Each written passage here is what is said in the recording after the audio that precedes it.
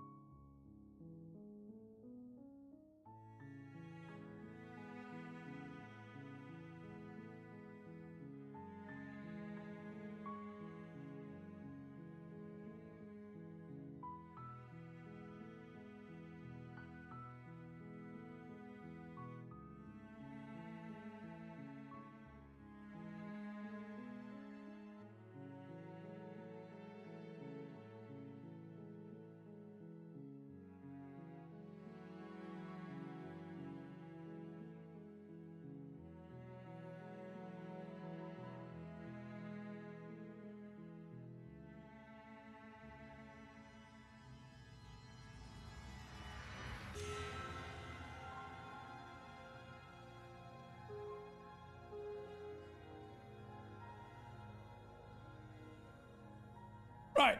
Okay. Now that I've gone digging around and finally found the flashing images warning and dealt with that. Next up, I do not have it in front of me. Well, I don't technically have it in front of me, but I do have it in front of me on another window. So, at Darkraze's request, I will read the other warning this game starts with. Whatever horrors you may find in these dark spaces, have heart and see them through. There are no premature endings. There are no wrong decisions. There are only fresh perspectives and new beginnings. This is a love story. Because today we are playing Slay the Princess, the Pristine Cut. We can thank Ethan for this one. He was very, very kind and donated a spare copy that he had left over. I know nothing about this game other than its title and that it is described as like a narrative horror game, which so I think probably this is just the best way in would just be hitting new game. However, I do know that there's one thing that if I just keep talking long enough will happen, because it sort of ambushed me a little bit when I was doing the stream title. So I'm just going to keep doing some admin for a moment. And eventually... And no, don't mind me. I'm just eating this burrito. I mean... I should bloody enjoy eating the burrito. I managed to cut my little finger open doing it. I cut my little finger on tin foil.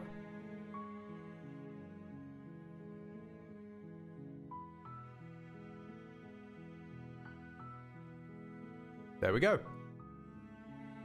This scared the shit out of me because it was just the main menu and I thought I'd done something wrong with it before I'd even gone live. New game. Chapter 1, The Hero and the Princess. You're on a path in the woods, and at the end of that path is a cabin. And in the basement of that cabin is a princess.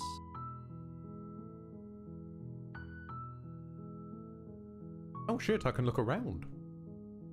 That certainly was a main menu. Being fair, it does cycle through a few vignettes. That's just one of the vignettes. But I love the way they approached going into the new vignette. I also really like this art style. You're here to slay her. If you don't, it will be the end of the world. Like this scratchy, not quite drawn. There's another horror game that did this, and I cannot for the life of me remember its name. Oh god, that's a lot of options. Right.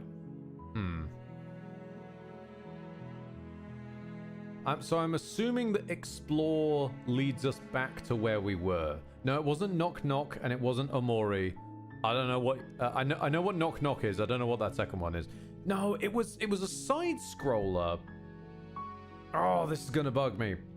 And the main character kept having nightmares, and I remember one specific section where some lady like leant out and hobbled him, like with a scalpel, just through the back of the heel. I do not remember what the game was bloody called though.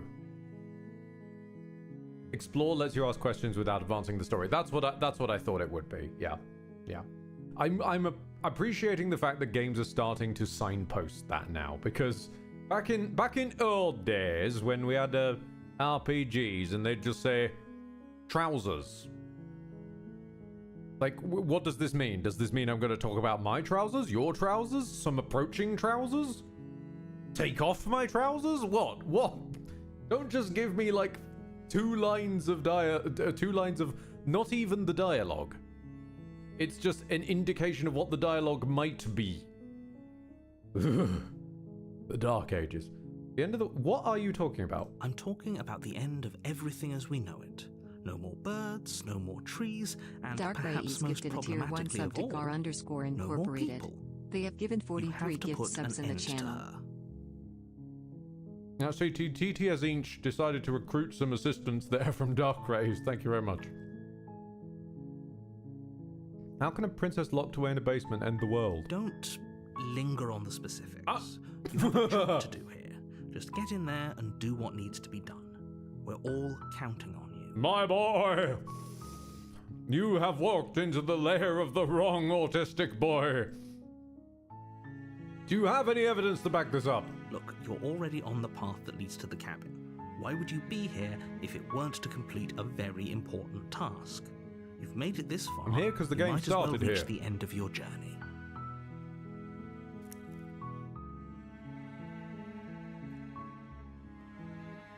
Have you considered that maybe the only reason she's going to end the world is because she's locked up. While I appreciate the mental exercise, we are running up against a bit of a ticking clock. Nevertheless, let me assure you, the princess is locked up because she's dangerous. She is not dangerous because she's locked up. And before you decide to waste even more of our time by asking how I know that, let me suggest a more pragmatic lens through which to view this situation. Causality doesn't matter here, because the end result is the same no matter what led us up to this point. If the princess leaves the cabin, the world will end, and there is no changing that. Okay. Thank you. Right, the game is actually engaging with me here. Yes, I like it. You're giving me explanations to the questions. Finally, giving me explanations to the questions I'm asking that make sense. Okay. It's no use arguing semantics over a metaphorical chicken or egg, because the egg is hatched and it's about to ruin everything. That last part's debatable. But the point about the causality being, like, regardless how we ended up here, this is the specifics of the situation we're now in. Okay, love it. Unless, of course, you do your job and slay her. Yeah, I still feel like that's gonna go badly. I love that. Forget it. I'm not doing this. Have you considered... I'm just going to spitball with this narrator for a while. Have you considered that maybe I'm okay with the world ending? Of course I haven't. Why would I even consider that? Nobody wants the world to end. I mean, maybe some people do, like nihilists, or very, very evil people, but surely you're not one of those, right? I don't know. You seem to be the one who thinks that you can decide what my personality and attitude towards this task is. Do I get a reward? Yes, but you'll have to slay her before you get it.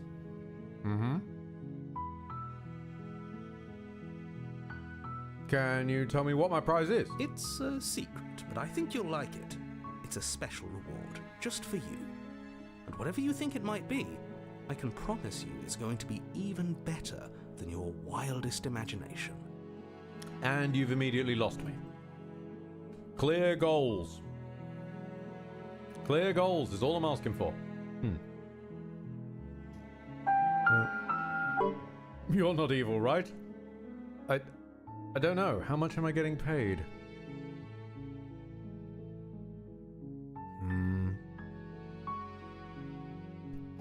Sweet, I've always wanted to offer Monarch. There is just turn around and leave, which I appreciate. No, he's made a decently compelling case. But it's only if she leaves the cabin, I seem to recall. Is there a log? Is this a log? Yeah, hang on. Yeah, if the princess leaves the cabin, the world will end, and there's no changing that. So... she only has to stay in the cabin. She doesn't have to die. She just has to stay in the cabin. Where she's locked up. So assuming something has got wrong with the locks, which means she won't stay locked up forever. Yeah, well, okay. I'll go and talk to her. And if she's as bad, then maybe I'll slay her. But I'm not committing to anything until I've had the chance to meet her face to face. Then I guess we'll just have to see what happens. But a word of warning. If you go in prepared to hear her out, she could easily trap you in her web of lies. And the more you listen to her honeyed words, the harder it'll be to pull yourself out. Well then, have you considered... Then each and every one of us is doomed. Have you considered, though, a sniper rifle? So sure, go, talk to her. See how that turns out for all of us. A sniper rifle can solve many things. You make your way up the short path to the cabin. You'll find the princess within. Question number 2. Why did we lock the apocalyptically powerful princess in a log cabin? We're not going to go through with this, right? She's a princess. We're supposed to save princesses, not slay them. Ah. And thank you, voice of the hero. Because within this, we arrive at why I'm playing this game in the first place. I have wanted to play this game for ages, since it was gifted me. Thank you again, Turbo. But I hadn't got around to it, and at one point I even forgot about it. We can thank Claire Obscure for this one, because in the midst of my rant and ramble about how much I dislike Save the Princess narratives, I suddenly remembered that Slay the Princess existed. Ignore him. He doesn't know what he's talking about. Well, no, because I haven't played the Shut up, narrator.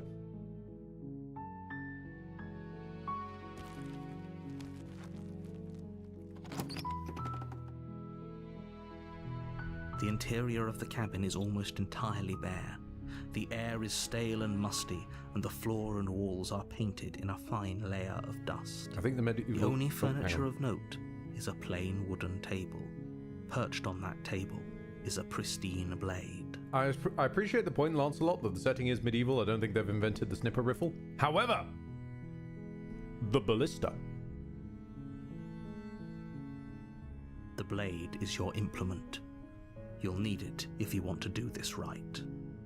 What if I feel creative today?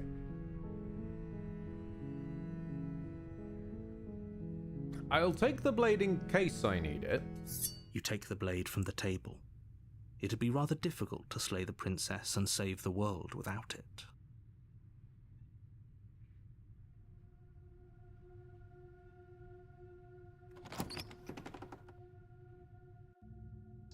The door to the basement creaks open, revealing a staircase faintly illuminated by an unseen light in the room below. This is an oppressive place. The air feels heavy and damp, a hint of rot filtering from the ancient wood. If the princess really lives here, slaying her is probably doing her a favor. Narrator, you're already biased. Her voice carries up the stairs. Who's there? Oh, you're over here. She sounds dangerous. It's almost as if she's the one in charge down here. Don't let it fool you. It's all part of the manipulation. Uh-huh.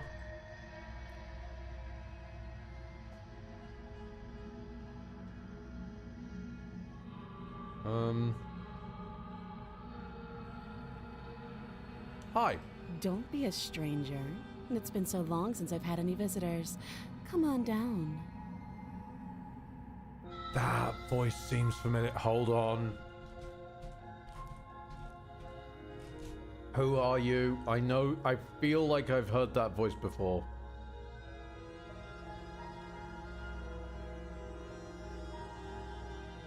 Okay, the fantastically named Nicole Goodnight. And no, I can't seem to find them anywhere else. Huh.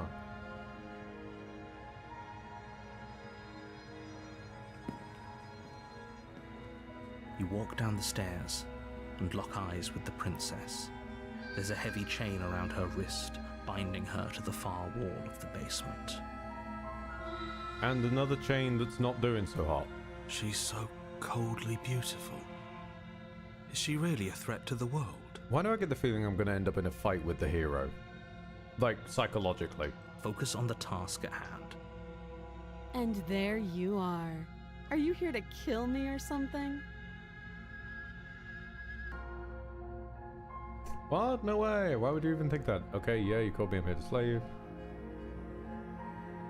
I haven't decided yet. How about you drop the knife and the two of us just talk? Look Not the how greatest reasonable attitude. she's being. We should just drop the blade and talk things out. No. Don't you dare. No. It's fine. We can decide what we want to do after we talk to her. Maybe she really is a monster. Killing someone in cold blood isn't very becoming of us. Hero, you're on thin ice, buddy.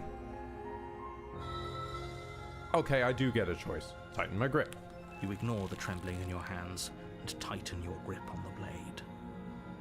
You poor thing. Your hands are shaking. Are you scared of me? Because you should be. Uh-huh. You step forward, your grip on the blade tightening as you steel your resolve. You did come here with a knife, and she is chained up, kind of reasonable that she doesn't want that near her. Indeed. But if she's doing the I'm in charge here, I know everything act, she knows why I'm here. I'm probably chained up in this basement for a reason, right? And if that knife is the only weapon you have, you'll have to get close enough to use it. There we go. So, you should just drop it. Best not to risk finding out what I can do. What's... She's No. armed. If you hesitate now, it'll be too late. End this.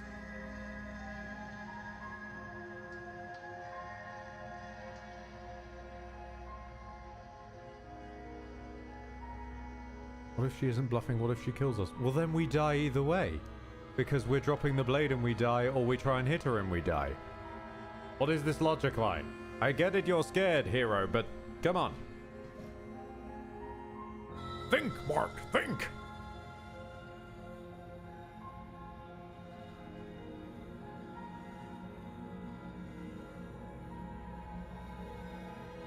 Interestingly,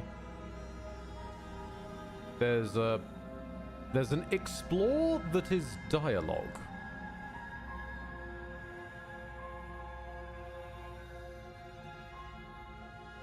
I'm gonna ask the narrator first. Are you sure she's not armed? I'm positive. Okay, so I'm probably not. armed. But we'll keep our eyes peeled. If she has a weapon, she'll have to draw it before she can use it. Oh, this is getting cluttered already. We got 3 people in here now. We got me, the narrator, and the hero. Hesitating?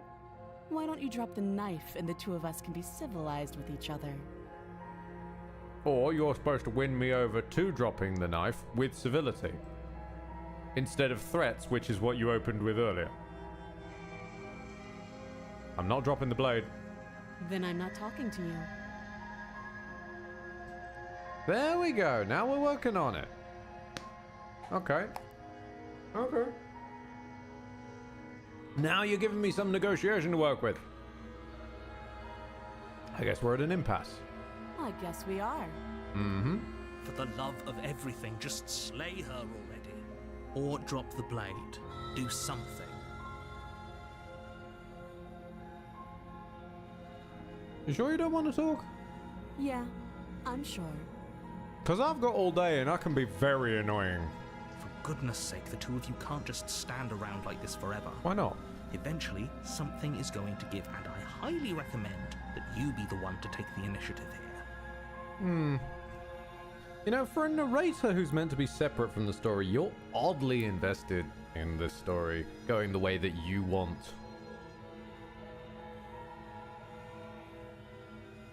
This will probably kill me. I seem to have lost the ability to squint and stare at her.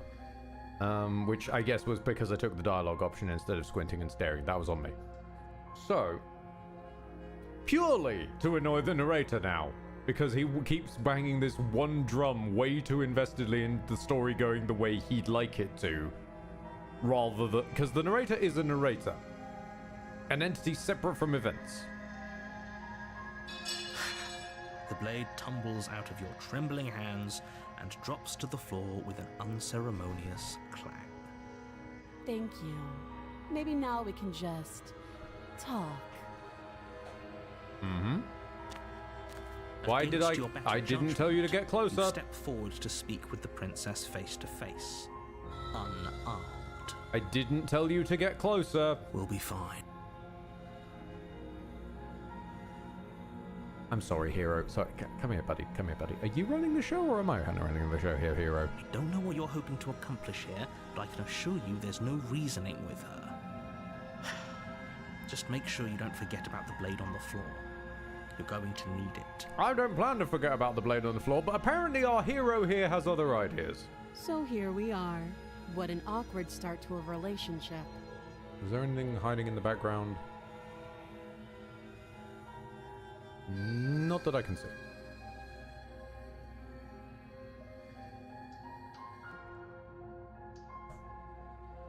It's just immediate. Okay, we've talked enough. So, what's your name? She hesitates before answering. Interesting.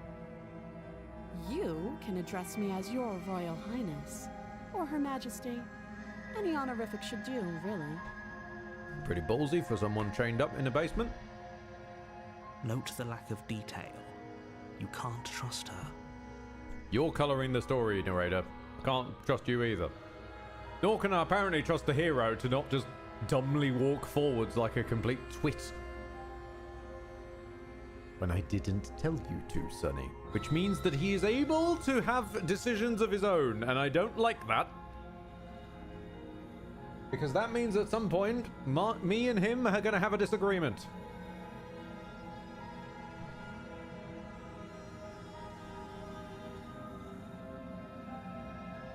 I'm here because you're supposed to end the world. Don't just tell her that. Why? That's cute. Do you believe that? Do you think I'm some sort of monster? If I'm supposed to be capable of ending the world, then how did I wind up here, chained to a wall? Have they told you why I'm allegedly so dangerous? Believe me, I tried to get him to.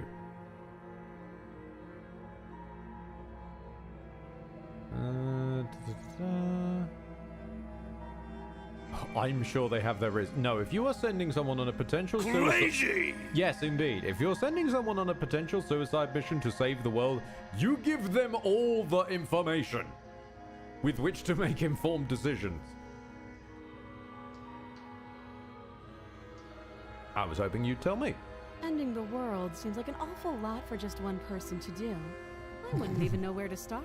Sweetie, you have clearly never played Dungeons and Dragons. I believe her. Shut it, boy. She doesn't have to know how to destroy the world to be capable of doing it. Okay, now I'm back on his side. At the end of the day, whatever the two of us have going on down here is about trust. This is what you're doing, hero. You're making me side with the narrator. What are you doing? Whoever sent you to slay me claimed I was a threat to the world, but they didn't tell you why. Yes. That doesn't sound right to me. No. And I don't think it sounds right to you either. Nope. Otherwise, we'd be killing each other instead of talking. Mm-hmm. She has a point. Shut up. There's a reason I've been telling you to question the situation, and there's a reason you've listened. Oh, that's what you're supposed to be a representative of. I figured that's what I first thought you were meant to be a representative of. And then you started doing shit on your own. So, I could tell you that I'd lead a quiet life in the woods, or that I'd open an orphanage, or that I'd do any other number of good things that I'm sure you think you want to hear. Not really. But you don't really know me, do you? No. What can my word possibly be worth in a situation like this? Thank you. She's right about one thing. Her word isn't worth anything. Her word is worth a decent amount. I just don't know if I can trust it. But that doesn't mean it's worthless. Like I said, it's all about trust. Blind trust. So do you trust me, the prisoner, the victim, the princess clearly incapable of ending the world? Or do you trust whoever put me here?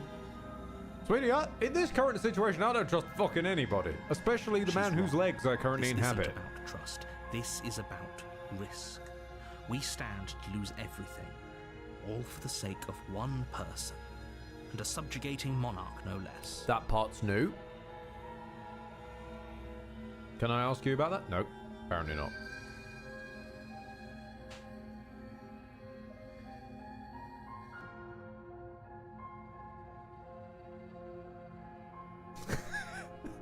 Next decade. Doing the perfect Tav maneuver. Fuck it. You can stay here. Narrator, fuck off. I'm going to the woods and snogging a bear. Somewhere Halsin just stops whittling. His ears prick up. Okay, how long have you been down here? I don't really see how that helps. Too long. Yeah, it's too easy to answer facetiously. How would I get you out of here? This is only an explore.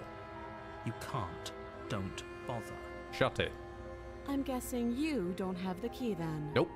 I'm sure there's a key somewhere around here, and if there isn't... Mm-hmm. Well, we can always put that knife to good use. Her sharp eyes settle on the edge of the blade. She isn't suggesting what I think she's suggesting, right? Vaxildan, I am not. I ain't gonna be able to lockpick that shit with a knife, honey. She is. I'm sure of it. Also, lastly, just for the sake of completeness, are you coming on to me, by the way? Don't jump to any weird conclusions. We're two people who have met each other. By definition, we have a relationship. Oh, thank God, you're... okay, you're like me. Thank you. That's just what I need. Just needed some confirmation on that. Thank you. Oh, have you decided what to do with me? Mm-hmm. You know why you're here. What are options? Slay the princess. I'm getting you out of here. I'm going to keep you locked away down here, at least for a bit. We can get to know each other better while I decide what to do. Yes. That seems like a pretty good compromise. Leaving her alive is too risky. If you don't deal with her soon, she will find a way out. Mm-hmm. And you're certain of this, narrator. It's funny that you're certain of this. One way or another, I'm going to find a way out of here. You can make it easier for both of us if you help. Okay, now she's agreeing. Now she's at least backing you up. Oh, I've fucked up no matter what I'm doing. And if you don't, I can promise that you'll come to regret that decision. Uh-huh. You have to make a choice. Let's hope for all our sakes it's the right one.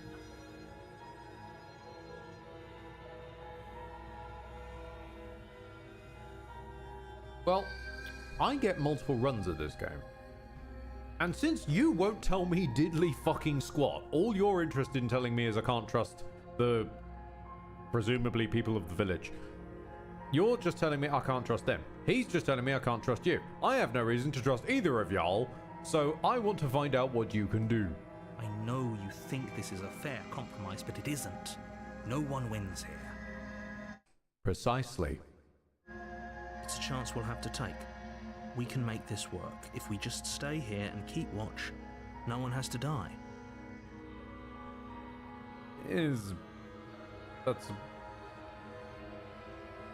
No, someone is dying, hero. You're dying or she dying. You're making a mistake. Yeah, no, don't listen to him. He's an idiot. You turn your back to the princess and make your way to the stairs. It won't be long before I slip these chains. And once I'm out of here, there will be hell to pay for leaving me behind. Slip these chains? She can't, right? She needed our help to get out of here. But do you hear the conviction in her voice? I don't think she's bluffing. I don't know why we're leaving. Either way, she dropped her mask, didn't she? You can still turn around and finish the job. No, why are we leaving? I want to see how she's meant to slip her chains. But instead, you're just going, oh, she's dropped the mask, quick, get her! And she's going, can everybody just stop I've just realized what an autistic nightmare this game is going to be. Like, could fucking Hero stop wandering off before I tell him to do things, for one thing? Garink, you told we're leaving her in the basement. Yes. Why does that mean I leave? Her being left in the basement is not based upon me leaving the room. Why would you stay there? To find out how she's going to break out, if she's going to, and to stab her if she tries to break out.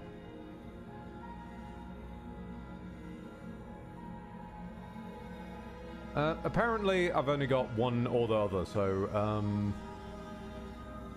I'm just going to walk up these stairs since Hero's so much smarter than I am. You close the basement door, locking it behind you and quickly barricading it with the heavy wooden table that once held the blade. Okay, we can make this work. You settle in against the far wall to watch the basement door. It isn't long before you start to drift off, your eyelids heavy with fatigue. But sleep doesn't come. Instead, your rest is broken by a piercing, wailing voice calling out to you from the other side of the door. I know you're still there. Why don't you make things easier on yourself and let me out? And we could have researched how she was breaking out, Hero, if you just stopped wandering off. Technically, though, that second one was... First one was him taking control of himself. The second one was the narrator. Second one was the narrator just deciding I walk up the stairs now when I didn't tell him that. It's not like this little door will hold for very long anyways. It's probably a good idea to try to get back on my good side. She sounds terrifying. Like she's less of the princess you saw and more like something out of a nightmare. Notice how you say you saw now, whereas it was we previously. As she violently rattles the door, you do your best to shut her out of your mind. When I get out of here, I'm going to pick you apart piece by piece. I won't forget what you did, and I'll never forgive it. That thump is a bit crunchy. It's... Hey, I'm gonna just turn that down. I know we'll lose a tiny bit of voice acting, but that thump is a little crunchy. You don't know the kind of enemy you've made tonight. It doesn't sound like she's getting any weaker. Were you expecting her to? No, it doesn't.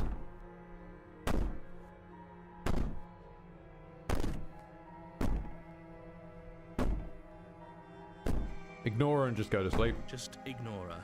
Maybe the banging and wailing will stop if you just don't pay attention to it. Just fuck the both of yous at this point. You put the princess's threats out of your mind as best you can and huddle up against the wall. You jolt awake in the middle of the night to silence in the cabin.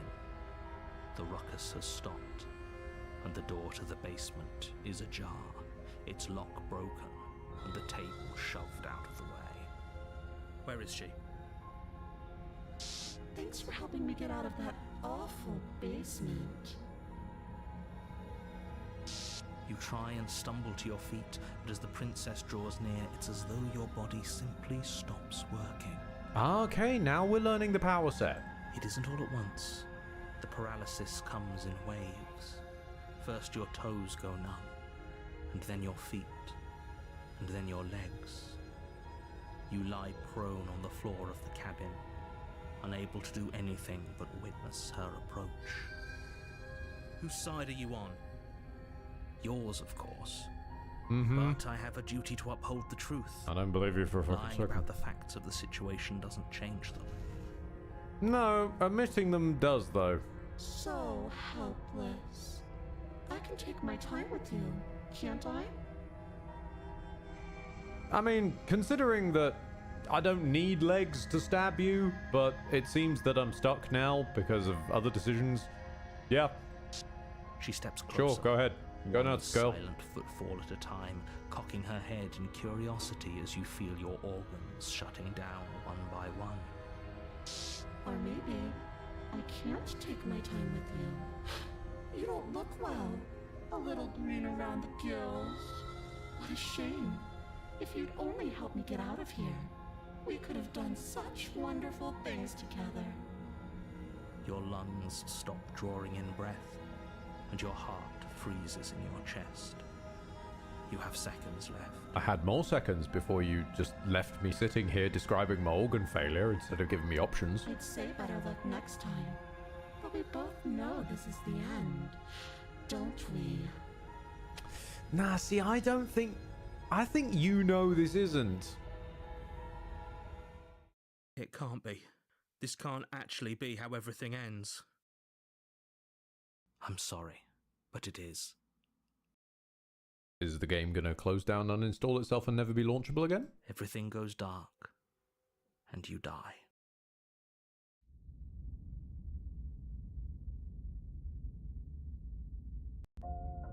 You're on a path in the woods, and at the end of that path is a cabin. Here we go. And in the basement of that cabin is a princess. Okay, let's have a look. Now we're in Nightmare chapter. Do things You're change here or to anything slay like her. that? If you don't, it will be the end of the world. The music is also different. Indeed. How do...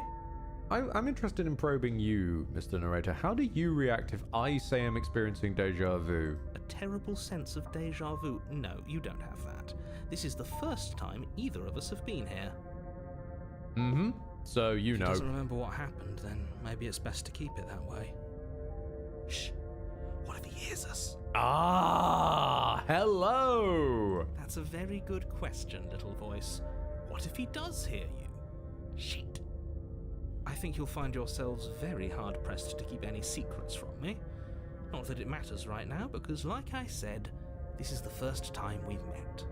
Still, I'd rather not get off on the wrong foot. We've a world to save, after all. Ah, fantastic. And yes, also, yeah, the paranoid being summarized with shit. Perfect, yeah. Many a paranoid thought just revolves around the line of shit. Well then, let's go to the cabin. A warning before you go any further. Mm-hmm. She will lie, she will cheat, and she will do everything in her power to stop you from slaying her. Don't believe a word she said. I don't think lying and cheating is her thing. She was very direct with us last time.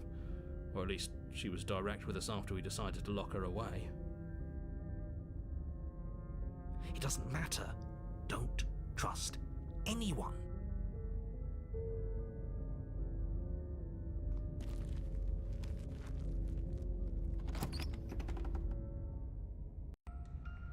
The interior of the cabin is plain. The smooth wood of the walls almost featureless. The only furniture of note is a lone table. The blade is your implement. Oh, no, wait. There's a lone table knocked on its side. The pristine blade stands between you and the open, inviting basement doorway. That was it. Hold on. What happened to the door? There was a door here last time. It's just an empty frame. She's already got out, hasn't she? And she's ready for us. She's been waiting. Can't you feel her eyes on us? I'm going to need all of you to pull yourselves together. The princess has not already gotten out. But if you keep getting stuck in your head like this, you're going to struggle to get the job done. So deep breath in, deep breath out. Your task awaits, and only you can do it. Okay, can I investigate? Yeah, approach the mirror. You walk up to the wall next to the empty basement door frame. It's a wall. There isn't much to see here. What are you talking about? This isn't a wall. It's a mirror. Or at least it'll be a mirror once we wipe off that layer of grime. Oddly only one option, but okay. You reach forward and rub your hand against the cabin wall. I hope you know how ridiculous you look right now. Did he make it go away? Clearly there was something in there worth investigating if he wants it hidden so bad. Mm-hmm. However, more to the point, it proves that this little ear cursor is actually accurate. Also, I still love these little guys over here. They're just cute. They're just little eyes poking out. Okay. Let me guess. If I start exploring, the cabin is different. You're just gonna bullshit me again. I'm not the only one who sees her in the window, right? She knows that we're here. Calm down. Maybe the three of you just think everything is different because you haven't been here before. Enough of this past life nonsense. You haven't died. You certainly haven't been killed by the princess. Mm-hmm. So focus up. A lot's riding on this. Can I take the table instead of the knife? That table will fit through that doorway.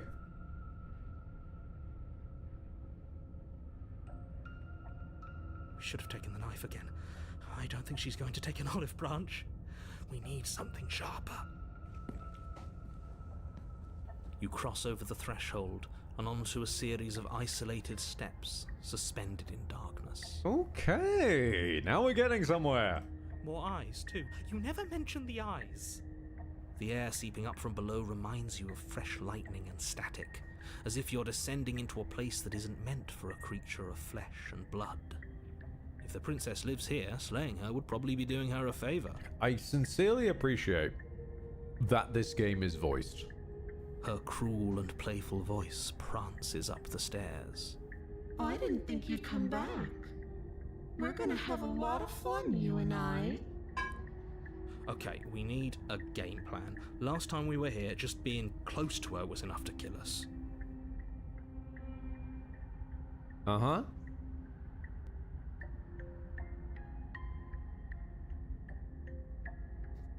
We don't need a plan, I'm just gonna kill her. Mr. Narrator seems to think I could do it. Mr. Narrator said I was handsome. Step off into the void. You attempt to step off the stairs and into the pitch black surrounding them, but you're stopped by an invisible force. Why did you do that? What did you think would happen? Piss you off? No, falling into an infinite void seemed better than going downstairs and dying. I'm scared. Frankly, I was curious. Congratulations, you really lucked out. Of all the things that could have happened from stepping into a void, nothing is quite possibly the best outcome you could have gotten. Mm-hmm. You make your way to the bottom of the stairs. As you emerge, you find yourself between two loose rows of white wooden planks, suspended in nothingness. A smattering of cobblestones, visible against the inky black of the basement, mark where the floor should be, forming vague pathways. At what seems to be the end of the room, they diverge in opposite directions, left and right. She could be anywhere, and there's nowhere for us to hide. We're completely exposed. Are you really not going to comment on how weird this place is? No, I'm not. Somebody needs to be the voice of reason here, and it certainly isn't you. It certainly isn't paranoia, that's for sure. Excuse me, I'm being incredibly reasonable. You're the one who's just matter-of-factly describing whatever the hell we're looking at like it's an ordinary basement. Oh, don't listen to him, hero. He just walks us off up staircases without any consent. But then again, you don't get to fucking talk either. You walked up to the princess without me telling you. We're going to die down here.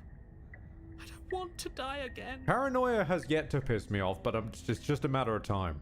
Please stop saying that. You're only going to make things worse. Just pick a direction and start moving. Well, I wouldn't give it too much thought if I were you. It doesn't really matter. Because either way you go, I'm going to find you. Alright then. Fair enough. You decide it's best to do nothing. There you are. I told you I was going to find you. Yeah, if it's pointless, then I'm just expending unnecessary energy. Also, hi, your design has changed again. As the princess approaches, your legs suddenly go numb. Your arms quickly follow. This is it, isn't it? No little knife this time. It's almost like you want me to get you. More along the lines that every loop I'm learning you. There has to be a way out of this. Think! Think! What did you do? Pull yourself together. She isn't supposed to be like this. Mm-hmm? Really, narrator? Is the story not going the way you'd like it to? I wonder how many times I'll get to play with you before you break. Ah, I have made a good choice of game today. Your vision cuts out as your blood begins to coagulate. It's as if every part of your being is coming to a lurching halt. Heart, lungs, liver, nerves. Heart, lungs, liver, nerves. Heart, lungs, liver, nerves. Heart, lungs. Are you Liver, nerves, heart. Are you gonna keep repeating that until I click, or Liver, nerves, heart. does this have a loop? Hang on. Liver, nerves, heart. Yeah, there. It comes in slightly too quick. The rhythm's broken. Your lungs pull in a desperate gulp of air as your eyes shoot back open. Hiya. What are you doing? I'm working. Do you want this body to function, or do you want... And then experience stops once more as your body reapproaches death. Okay, whatever you were doing, please just start doing it again. You sure about that? Are you sure that's what you want, or do you want to interrupt me some more? Oh, Paranoia's literally Manuel Samueling us. You have seconds left. Yes, I'm sure. Heart, lungs, Liver, nerves. Again, your eyes shoot open as you gasp for breath. Can't decide what you want to do, can you? Lungs, Oh well, standing there gasping like a fish is more fun than dead. Even if you look ridiculous. she isn't attacking us. Why? The why doesn't matter. She's already proven her ill intent. Don't lose sight of your mission. And how are we supposed to do that? We don't have a weapon. The way out of here is nowhere to be seen. Well, see, the way she killed me last time was the death of like just of being near her. Or rather, narrator jumped the gun a bit. I feel like I could have stabbed her, but anyway. So, Paranoia is overcoming this now. Now I want phrasing! Okay, yeah, no, I did say coming, didn't I? But now I want to see you try and kill me. That isn't my fault. Doesn't matter whose fault it is, because fighting her isn't an option right now. Then you should get looking, shouldn't you? Yeah, let's just take a stroll with her. I was sent here for stop you. You're a lunatic, you know that, right? Now, granted, these are explores, so they do come back. It's annoying though because these will loop back on themselves, but I don't. At the same time, I don't want to take dialogue options that are unnecessarily antagonistic to her, I suppose, if that makes sense. Like the I was sent, I can't just let you leave.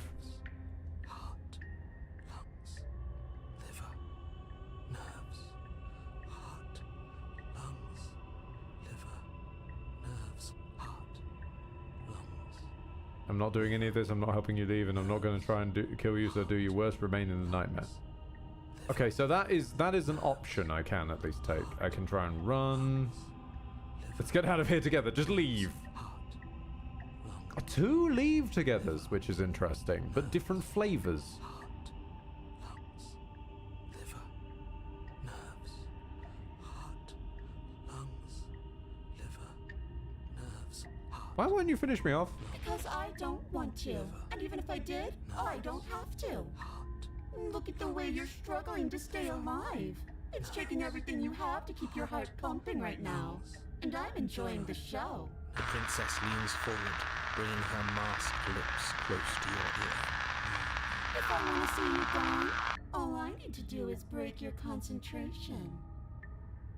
Heart, lungs, liver, nerves, heart. See, the problem lungs, is, you did not account on nerves. paranoia. She slowly runs her velvet glove across the base of your neck. It feels like static. And then... Shit, make her stop. Hey, snap out of it. Okay, deep breath. Deep breath, we're fine. Heart, your back. Lungs, liver, nerves. One heart, moment, lungs, and liver, then you're nerves, gone. heart, Just liver, like nerves, that. lungs, Ah, liver, and nerves, there's the fear. lungs, Yeah, he's keeping us alive right now. She pulls away. Liver, nerves, But that wouldn't be very fun, now would it? nerves, I've already done that. lungs, liver, nerves, heart, lungs. I'm not sure she is aiming for paranoia. That's the thing. Like, she seems to just aim for Nerves, heart, lungs, liver, whatever body we're occupying as a whole. nerves, heart, lungs, And then, like, the whole of him gets confused. lungs, liver, nerves, Because it was him and paranoia. nerves, heart, lungs, liver, nerves, heart, Lungs, liver, nerves. heart, lungs, liver, nerves. So, okay, out of interest, what happened after I killed you? I tried to leave while you suffocated, but that stupid cabin wouldn't let me. So I started to drag your body out with me, and then... Heart, lungs, liver, nerves. What do you mean the cabin wouldn't let you? Well, you died before I could get to the door. And then I was here, and now you're here too. Lungs, liver. I don't think I can move without you. And dead doesn't count. And as much as I love what we have going on, I have bigger plans than tormenting one poor little creature forever. I want to leave. Oh dear, honey. Oh dear. So what you're telling me is that I have a weapon that can screw you over. Dead doesn't count, you just said. But you're also now stuck in the nightmare with me. Cool. Right then.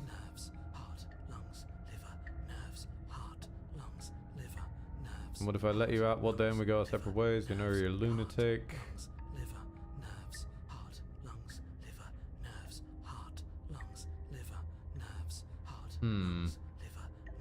Okay, this one has opened up of if you need me alive. I feel she's just going to be a bit facetious a little bit about this, but let's find out. I am being nice. You're alive, aren't you? Yeah, there we go. You started fright as soon as you saw me last time. I didn't think keeping you alive was an option, but it looks like that's not a problem anymore. At least not for me. You seem miserable. Princess, you may try your best, but I remember the original, the icon, the true one of this scenario. You look frustrated about something.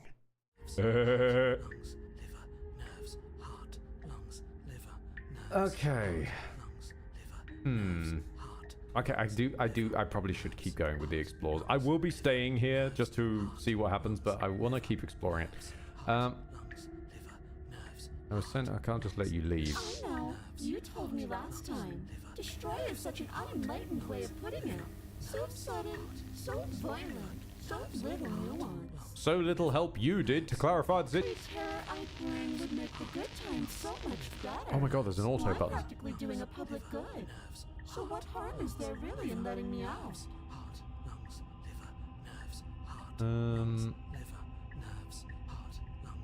What if I do? No, definitely not. If you're what I need to leave this place, chances are you're pretty useful. I think I'll keep you right by my side. A little good luck charm to make sure I stay free. Fair. Don't worry, I'll make sure to take good care of you. I promise. Do not remind me of the last person who told me they'd take good care of me, please. Now, being around you is an agony, so I'm not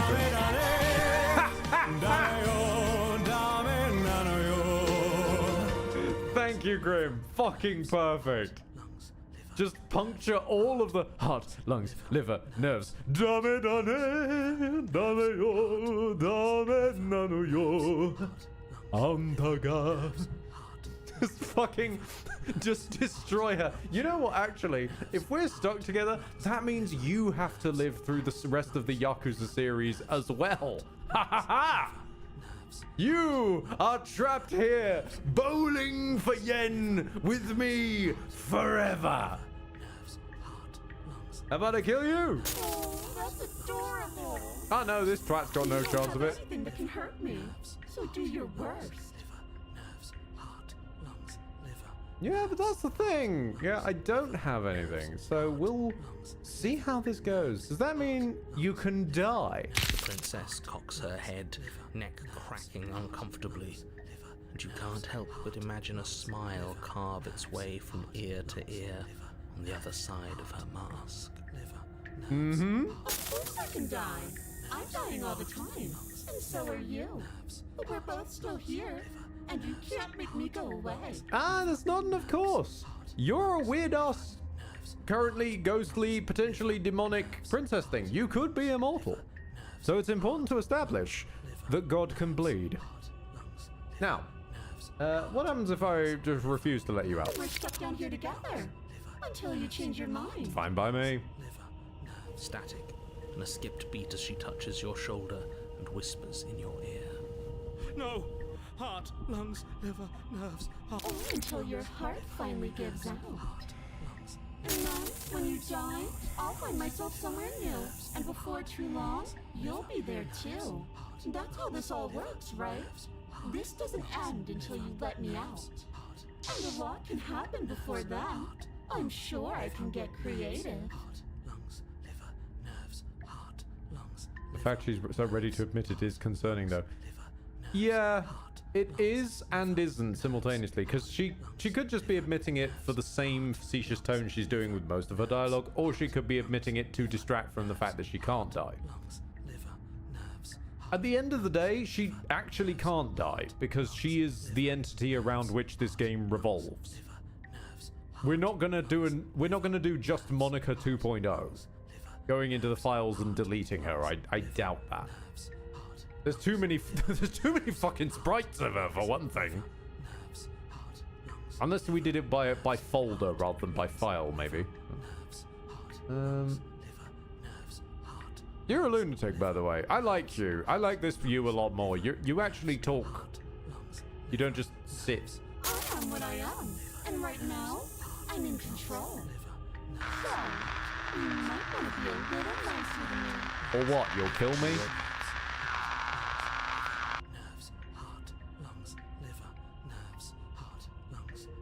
Yeah, all you keep doing is giving me momentary little deaths, and no, I don't mean in the orgasm sense. And you don't actually kill me. People will die if you do to them what you've done to me. But everyone dies eventually. They're all full of wet, writhing things, and in the end, each and every one of them gets unwound. And then those things get to become a new everybody. Just a all over again. I want to watch it happen. Hang on. And maybe do a little unwinding. I'll wait for her to finish.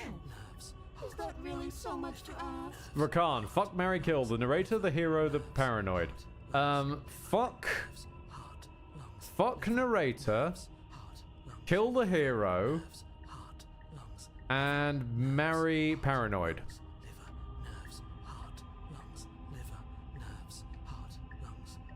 Because I you know, what do you look for in a marriage partner?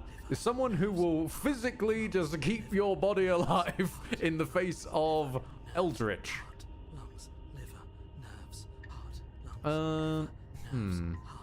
Yeah, I'm not gonna stick around. Oh, we both know that you don't have a say here, so you should just look on the bright side. Dark Rays, it's okay. Calm thy tits. Thy knockers, stop them bouncing. It's all good. We understand that you're doing the same sort of facetious over-exaggeration that I do, but it's just keep it lit. Actually, the bright side is for you, but I'm positive you can find it if you look hard enough. Yeah, the bright side right now is infinity. Also, the narrator hasn't like chimed in forever, which is nice. Guess I'll just die then. You could, yeah, just George Carlin. Guess I'll die.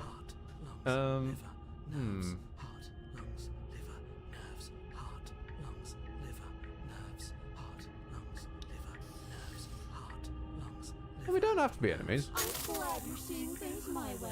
I'm not. I picked an explore option, and if this is one of the false explores, damn. Okay, not one of the false explores. Good. Could you turn off the organ shutdown? Like I said, I am what I am. It's not my fault that you can't handle being around me. That's fair.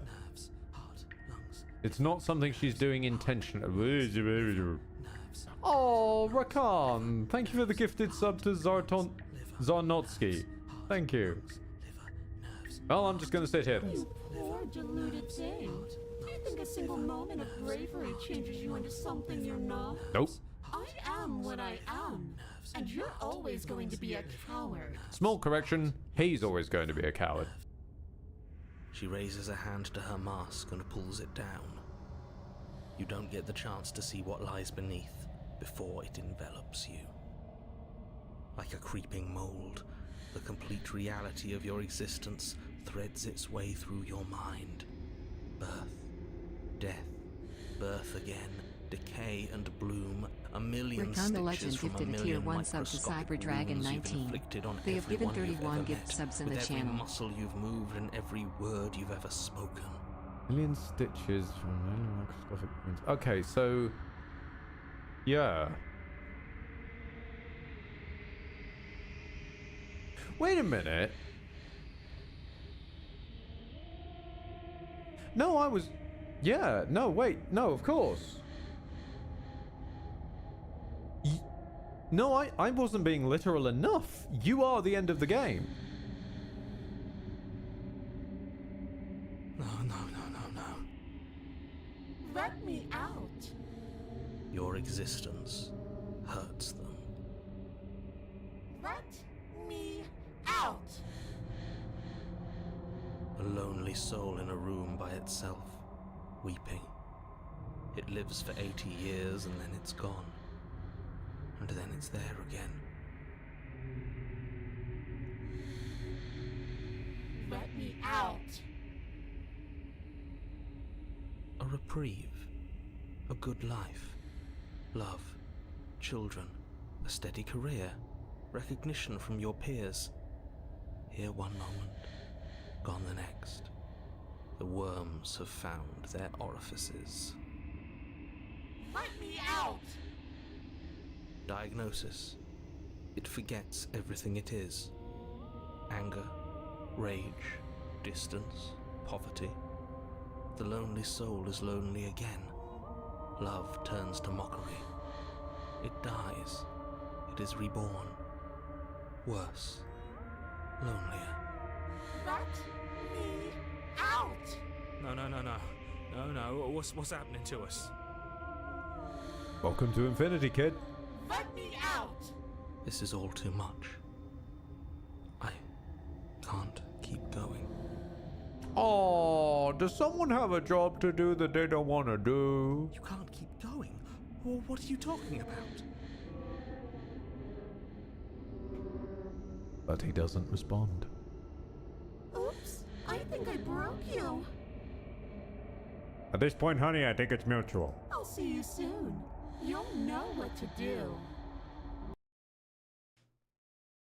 Your body is dead, but you live on.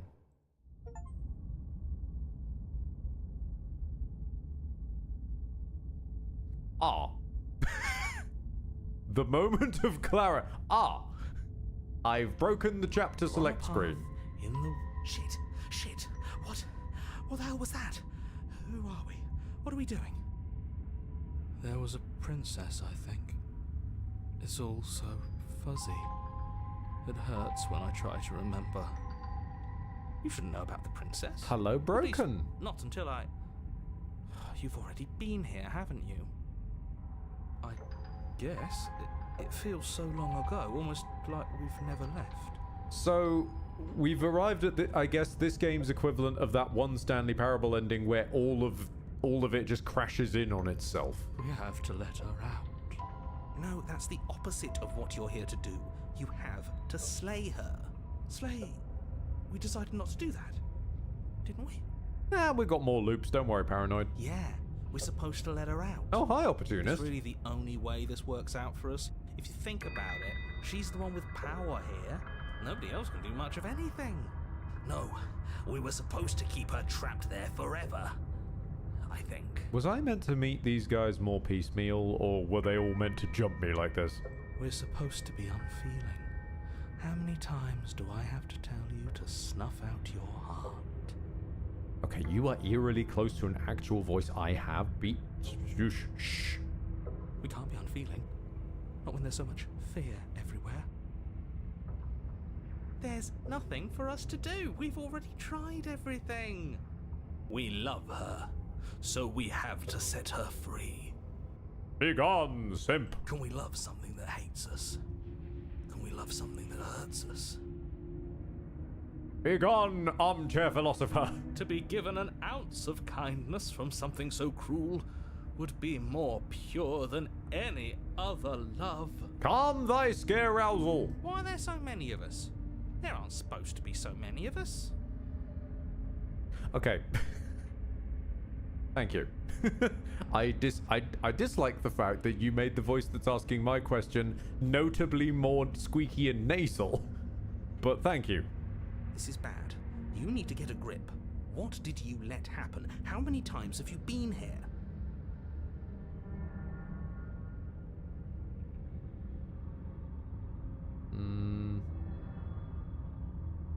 Feel so disjointed, don't know if I can pull this off. Don't know if I can slay her. The only way out is to do nothing, so nothing I will do and stay where you are. That's gonna be where I end up, but firstly, I think they're all wrong. Of course we're wrong. She's the only thing that's right. Yes, obviously they're all wrong. What are you going to do about it?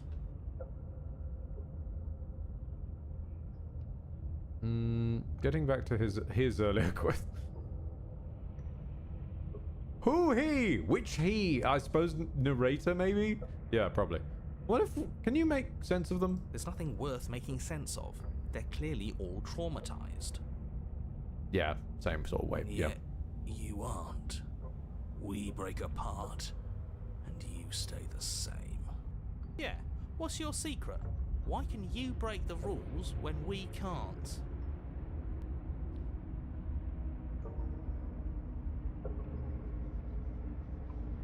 No further pulling on that ribbon? What if we don't go to the cabin? We've tried that. No, I haven't yet. Work. Our hearts always brought us back to her. Oh, shut it, you. The deck is stacked. So many paths, and they're all circles. Okay, getting back to his earlier question, how many times have you all been here? Many times. Cool. It feels like we've been here forever. But it also feels like we've barely been here at all. Can I point out that Paranoid has actually gotten more confident now? I appreciate that. Paranoid, like in this weirdo verse where everything's sort of gone forwards a long way, Paranoid is a little bit more sure of themselves. It doesn't matter. Not by much, just a little. We just have to do what she says and then everything will be fine. It won't. It will be for us. She said so. You're part of everything. If things aren't fine for everything, they won't be fine for you. There's no difference between fine and not fine. It just goes on and on.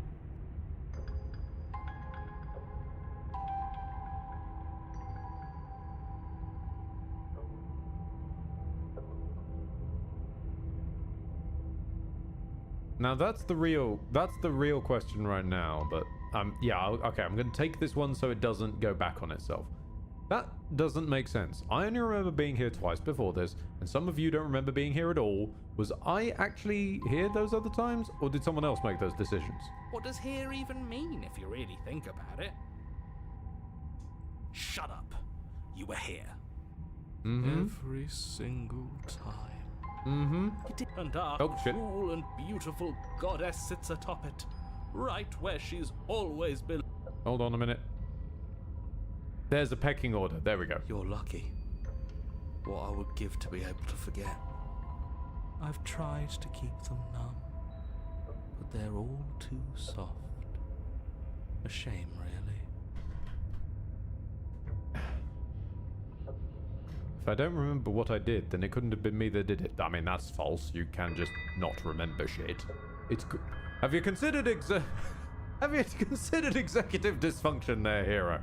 Don't think about that too hard. All it will do is weaken your resolve and make it that much harder for you to slay her. There we go again. Maybe you're shattered in your own way. Didn't need you to tell me. Or are you the one perceiving the present moment? Ugh, here you go philosophizing again. It never goes anywhere. Yes, this is far from the first time you've asked us about consciousness. Who am I? What am I? What is I? Who even cares? I give you one better. How am I? Questions even, but they don't have any answers. And they all just end in quivering torment. It doesn't matter what we do, because we always find her, and if we don't find her, she always finds us. And then she smashes us into smaller pieces. If you all just stopped feeling, we could have been done with this ages ago. Your thoughts are far too scattered to rein back in. Your only option is to silence them. Mm-hmm. I choose a different option. I'm going for a piss.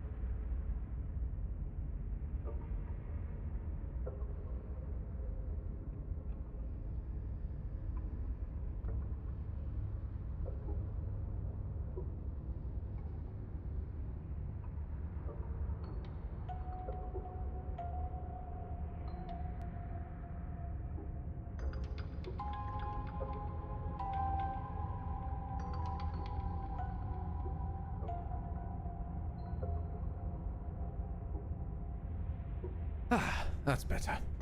Right. What was I doing? I feel disjointed. I don't know if I can slay her. I don't care how you feel. You have to slay her. You have to pull yourself together. You have to snap out of it. You're lucky you haven't been stuck here like the rest of them. There's no other way to keep going. You either need to forget, or you need to stop feeling much of anything. They can't do either. He's not wrong.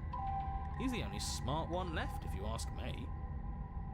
He's worse than her.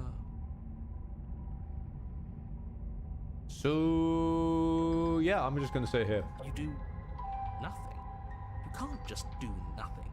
You have to do something. Nope. That's a new one. Huh. Do you think it'll work? No. I'm just going to sit here and meditate. Boo.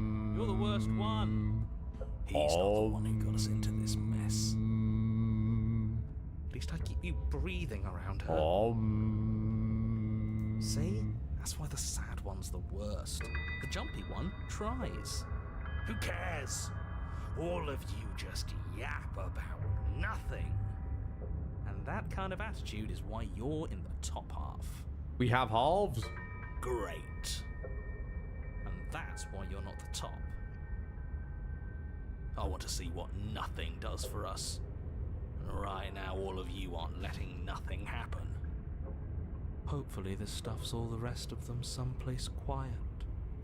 You need me. And you need to not have them. He'll get you killed by himself. Oh, all of us have gotten all the rest of us killed at one point or another. That's hardly even a concern now. Please, we've all died at As the some little point. voices bicker amongst themselves, you do your best to stay still in the woods. It is difficult, and the more time you spend waiting, the harder it will be to sharpen your focus when you need it. Uh-huh. I wonder what we look like right now. Are we standing? Sitting? I like to think we have an air of dignity. The fact you can't see us Point alarms me. exactly. I'm just going to continue to do nothing. You don't even know what we look like, Smitten. Congratulations, you continue to waste everyone's time and do nothing. Wait, can you still hear me? Everything's getting fuzzy. Ha! It's our turn to flip the table. This is the end, isn't it? Oh, God! Everything is Aha! wrong. What is that twisting feeling? We're so small. I don't think we're supposed to be here. Just another bout of nonsense. Again. I can't think anymore. Finally, I've just needed to leave for so long. I thought I would last without them. I thought I was special. Well, Hold on a minute. Like this Wait. was a good idea. Something new is happening. Well done. I can still pan the camera Brilliant. around. Is there anything to see?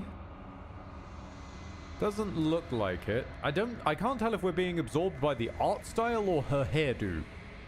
Right? Guys?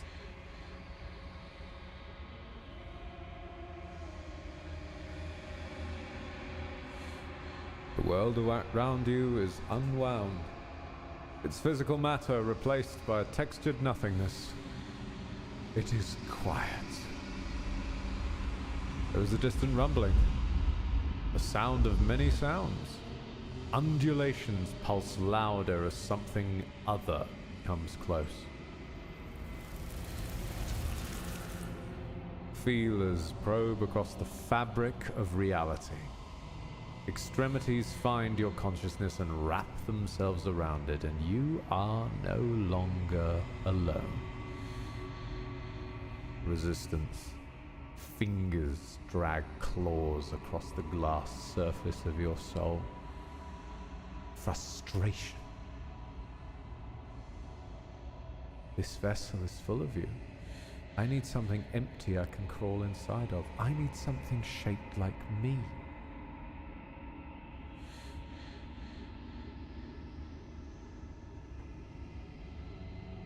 Embrace the thoughts constricting you or wake up.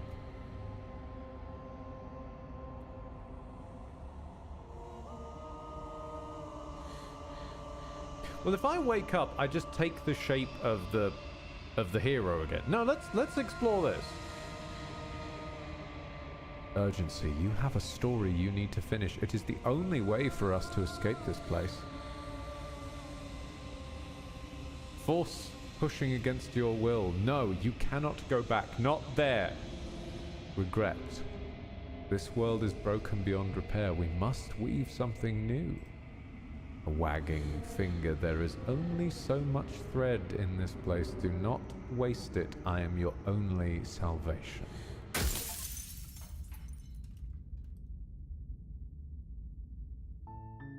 You're on a path in the woods, and at the end of that path is a cabin. And in the basement of that cabin is a princess. Did anybody else hear glass shattering there? You're here to slay her. If you don't, it will be the end of the world. Which achievement did you get? I got 2, Dark Rays. I got, let me have a look. It was the one I was expecting, which was the real Slay the Princess starts here. And one was Denial, which is return to your destined path or face the consequences. You can skip previously seen dialogue by hitting tab.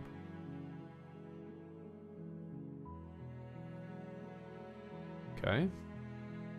Ah, we really are back where we were. Okay.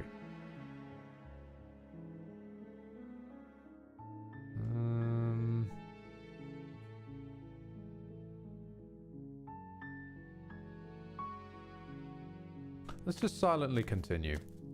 You make your way up the short path. Proceed on in.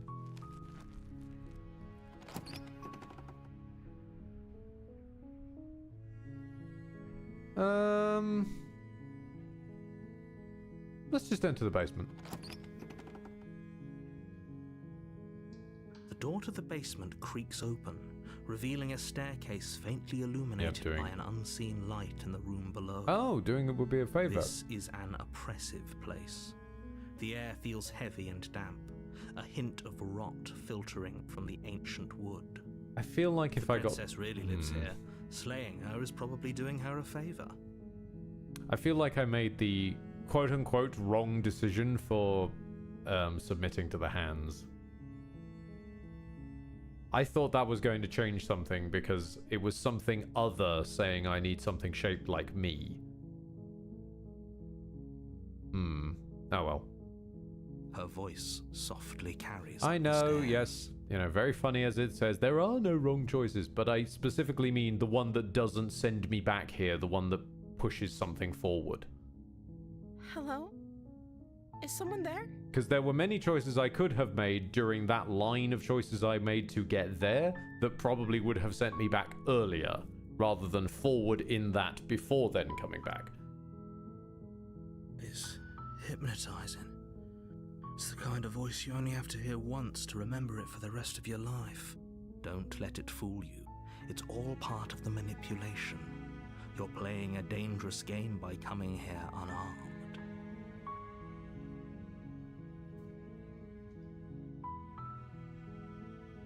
Good. You're still listening to reason. It would be better if you had a weapon, but you may still be able to do what needs to be done.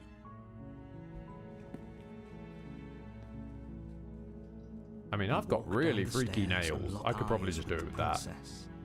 There's a heavy chain around her wrist, binding her to the far wall of the basement. She's beautiful. How could someone like this be of threat to anyone? I am begging you to stay focused. There's a lot riding on you here. He's a lost cause, narrator. Don't worry about him. Hi. Do you think you can get me out of these chains? Hold on. Let's talk a bit first. Okay. And there he goes again.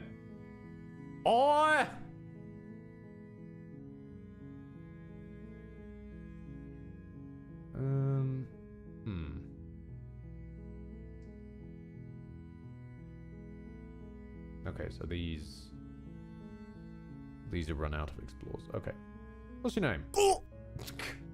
Yeah, I'm pretty sure your name isn't. Oh. She pauses, carefully formulating her words before she responds. You can address me as Your Royal Highness. Or you can just call me Princess if Your Royal Highness is too formal. Is Princess her name or her title? What if it's both? Could you imagine being named Princess Princess?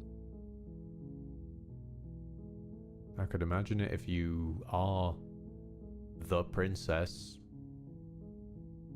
and no one wrote further names for you.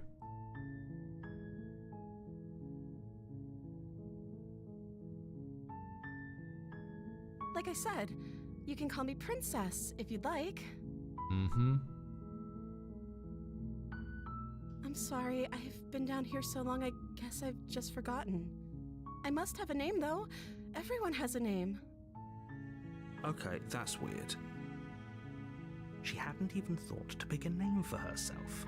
Hopefully you're starting to see that she can't be trusted. Go back upstairs, Hold on, get the blade, and slay her before it's too late. Hold on, narrator. What the fuck? Okay, yeah, like, I get it. People can choose their names to some degree. But normally, like, you have a name that is given to you, at least for the window of consciousness before you pick your name. And not everyone even does that second step. That's a bit of a weird thing to jump up our nose about.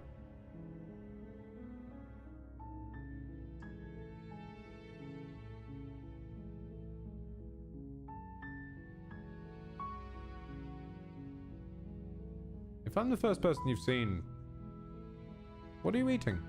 I don't see what that has to do with anything. Sustenance. Being dead with really quite quickly if you don't drink. This is the only time this is ever going to happen, but I agree with the princess. That's hardly relevant. Mm-hmm.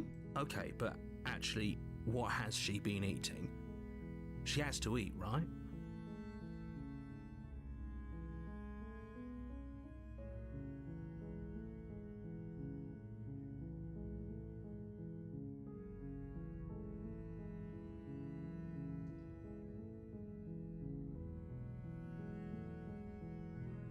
Apparently you're supposed to end the world.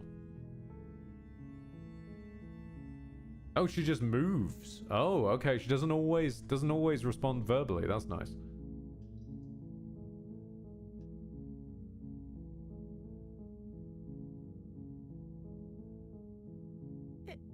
Is that why they threw me down here? But I don't want to hurt anyone. I like the world, I think.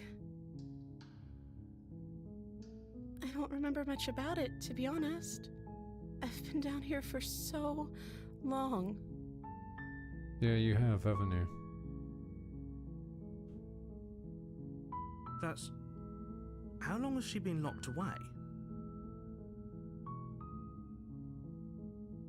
Did they tell you how I'm supposed to end the world? No.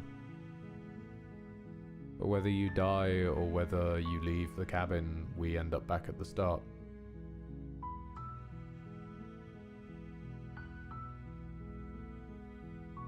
That's currently my theory. You are the end of the game.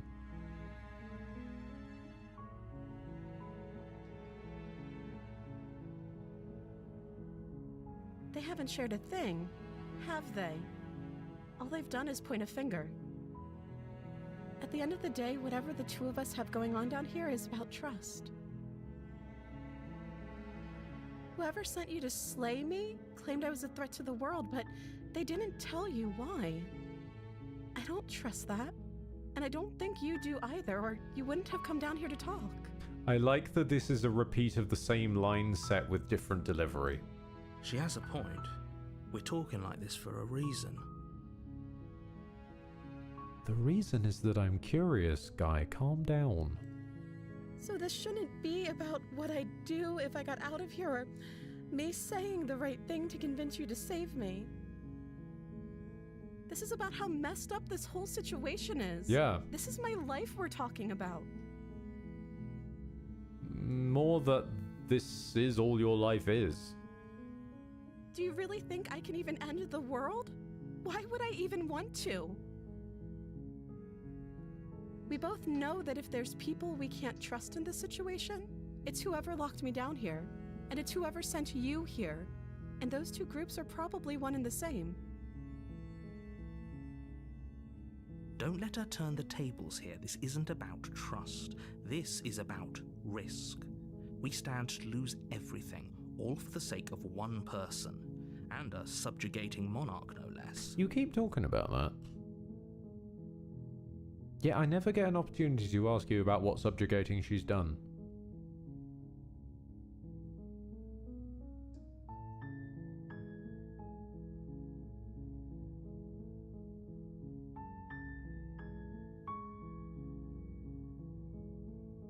Now, for all I know, you're locked down here for a reason. It's an explore. Of course I'm locked up down here for a reason. I don't actually know what that reason is, but you don't just stuff a princess in a basement and throw away the key without there being some sort of an explanation, right? You have all the explanation you need, and you should know better than to trust whatever she comes up with.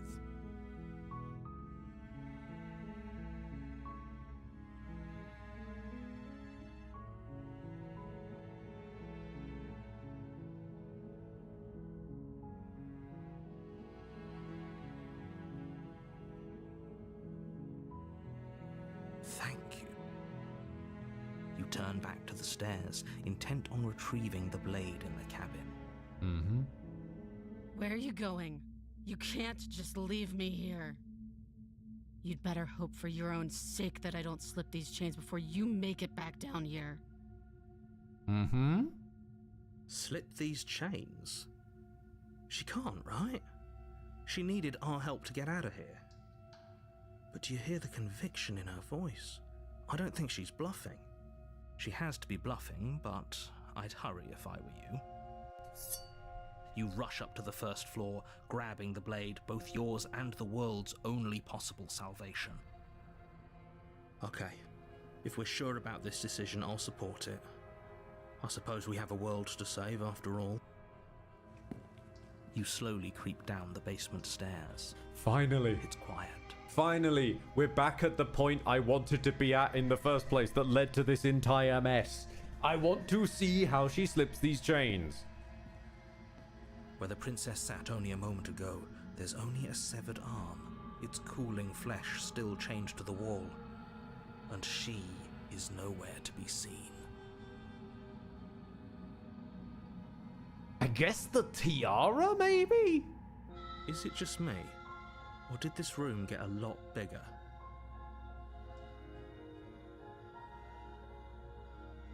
Hello? Why don't you come closer? I have something to show you. Nope, okay, I lost the second explore. Hey, who turned out the lights? Let's finish this. Your eyes dart to the corners of the room. You don't see her. Where is she?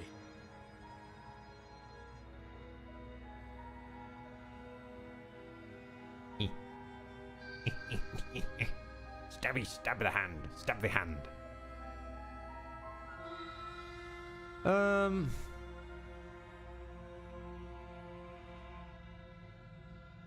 Well, it's a 50-50 either way, right? Either she's behind us and we come closer, quote unquote, when we turn around to close the door. Or she is hiding inside her own arm.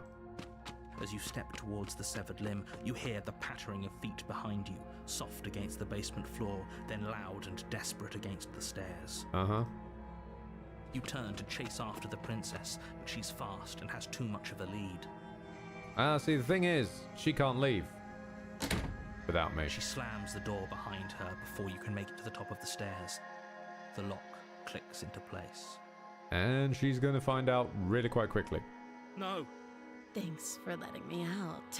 I'd return the favor, but I think we both know that I can't trust you to let me stay free. Sure. Just turn around and walk out the door then. With those parting words, the princess walks away, her quiet footsteps eventually fading as she leaves you and the Interesting. cabin to rot. You're stuck here, alone. Okay, so now she can leave without me. It can't just end like this, right? As much as I'd prefer for things to have gone differently, I can't deny the reality of what's happened. Interesting. I'm sorry, but it's over. You don't know how much time passes before the end, but eventually it comes. The world ends, and you end with it.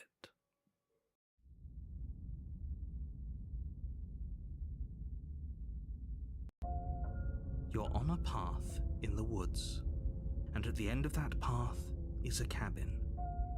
And in the basement of that cabin is a princess. You're here to... Mm-hmm. Okay, now we're in the deja vu timeline. Right, so there are some variations. There are some variations and some stay the same. Okay. Okay, no. Oh, don't you start grandstanding about morals. The fate of the world is at risk right now, and the life of a mere princess shouldn't stop you from saving us all. If he doesn't remember what happened, then maybe it's best to keep it that way. Who did I gain? Brilliant. Ah! We need to keep our cards close to our chest, and I'm not sure we can trust him. Aha! You know I can hear you, right? It's going to be a lot harder than you think to keep secrets from me. Okay. Did I say I'm not sure we can trust him? Slip of the tongue, bit of the old brain fog. I meant to say that we should probably head over to the cabin and slay that princess. We already know we can't trust her, so let's get on with the show.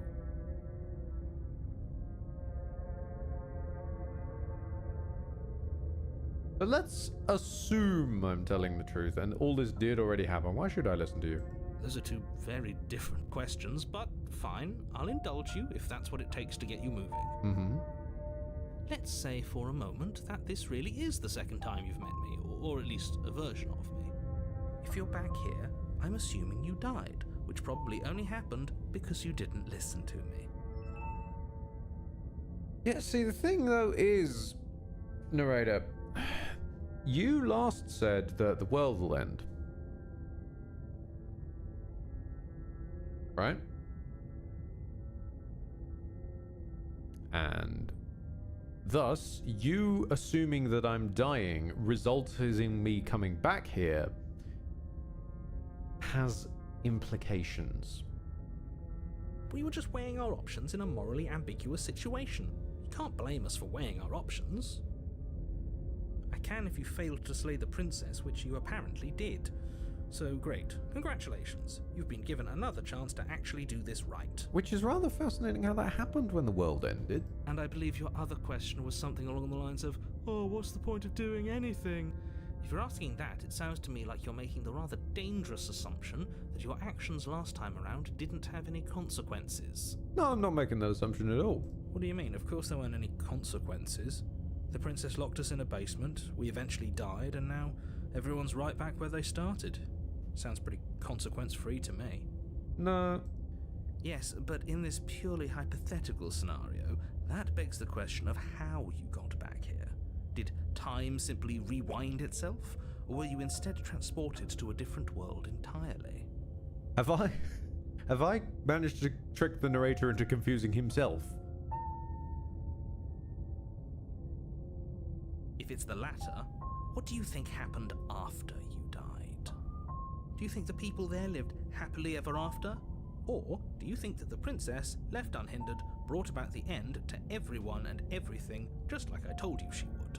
That's a very good point. This princess character seems like a lot of trouble, and if you think about it, actually slaying her probably breaks us out of this cycle, right? We don't want to be stuck here forever, do we?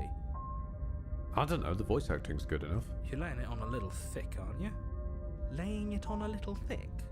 What are you talking about? I'm sharing my honest opinions. What matters is that almost everyone seems to be on the same page.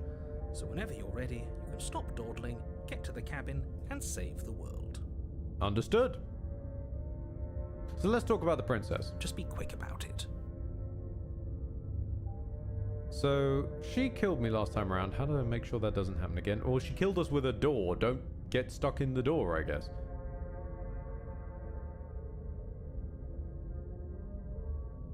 All she did last time was lock me in a basement until I died. Don't get me wrong, I hated it, but how can someone like that end the world? Who locked her in that basement? What is this place? People locked her in that basement. And I told you what this place is. It's a path in the woods. Don't overcomplicate things. What if I want to? I mean, I'm just asking, narrator. Like, when I was locked down there, when I heard that click, that must have caused quite a surge in me, right? Now, you didn't mention anything about me trying to break the door down or anything, and I just feel like you haven't considered the effect of the adrenal system. If people were locking her away, why couldn't they slay her? Look, I'm not supposed to say this, but it's because you're special. You're the only person capable of doing this. Because I'm a player. Call it a prophecy, if that helps. But it's just the way things are. Mm-hmm. Oh, I didn't know we were special. We're special because we're the ones what bought this here game. Of course Well, you're actually, special. we didn't even buy it. Technically, else Turbo would you gave be? it to us. So Turbo's actually the one special. Good point. That really explains almost everything. I'm not so sure about that. You know, you're right. But it explains almost everything. You're being cagey. I've told you everything you need to know. Going into more detail would just overcomplicate an otherwise very simple situation and make your job more difficult. Yeah, that seems to be your MO at the moment. Not to sound like a broken record, but the less you know about her, the better things will go for all of us. I know it sounds like I'm hiding something, but you're just going to have to take me at my word. It sounds like you're hiding something because it sounds like you're hiding something. A very helpful way of doing things would just not to be, you don't need to know that. We've decided for you. You don't need to know this. Take me at my word. The more you insist on me trusting you, the less I will. I don't think either of you really need to press the man on this. He wants us to slay the princess, so why would he have anything to hide? He seems like a nice guy to me. If he wants us to slay the princess, why not answer questions? I appreciate the vote of confidence, but you should really stop wasting time chatting amongst yourselves in the woods. So, if we could move this along? Great. The thing is, mate, you want me to move this along. Now, I could just turn around and leave. I really want to just turn around and leave. But I also want to meet this version of the princess.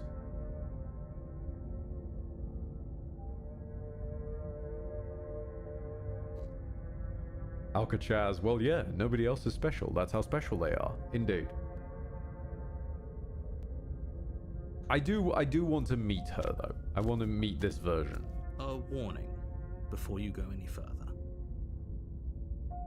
She will lie, she will cheat, and she will do everything in her power to stop you from slaying her. Don't believe a word she says. Don't worry, I think we've taken that lesson to heart at this point. You can trust us to get the job done. Dark Rays gifted a tier 1 sub to Alcaches 99. Thank you for the gifted sub to Alcatraz. Subs in the channel. Thank you.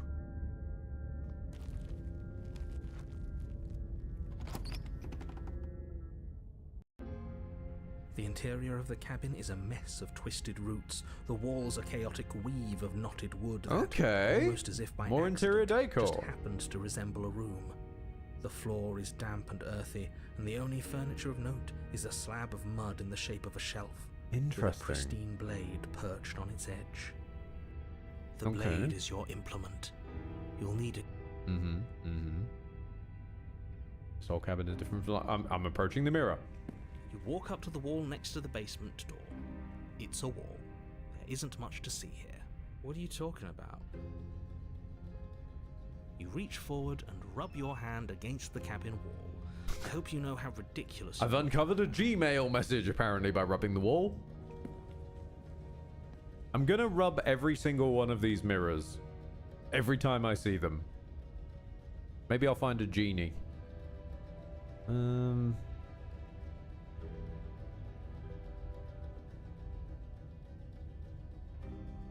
Yeah, let's head into the basement. No blade. Leaving it behind didn't work out so well for us last time. You don't want to do it? That makes me want to do it more. Always be here if we need it. Sure, that was also true last time and we still died, but we definitely know what we're doing this time. We do not. But see, that's part of the puzzle. We don't know The what door we're to the doing, basement which means we creaks could do open, anything. revealing a staircase dug into the muddy earth below. As long as Hero keeps his The trap ceiling shut. is thick with roots that hang like locks of tangled hair. It's probably because it is tangled The hair or weak something. starlight from the cabin windows behind you can barely penetrate the gloom here, only illuminating the edges of an opening below. It shines in the darkness like some kind of massive maw waiting to swallow you up into the earth.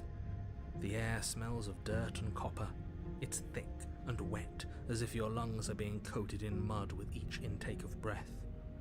If the princess lives here, slaying her would probably be doing her a favor.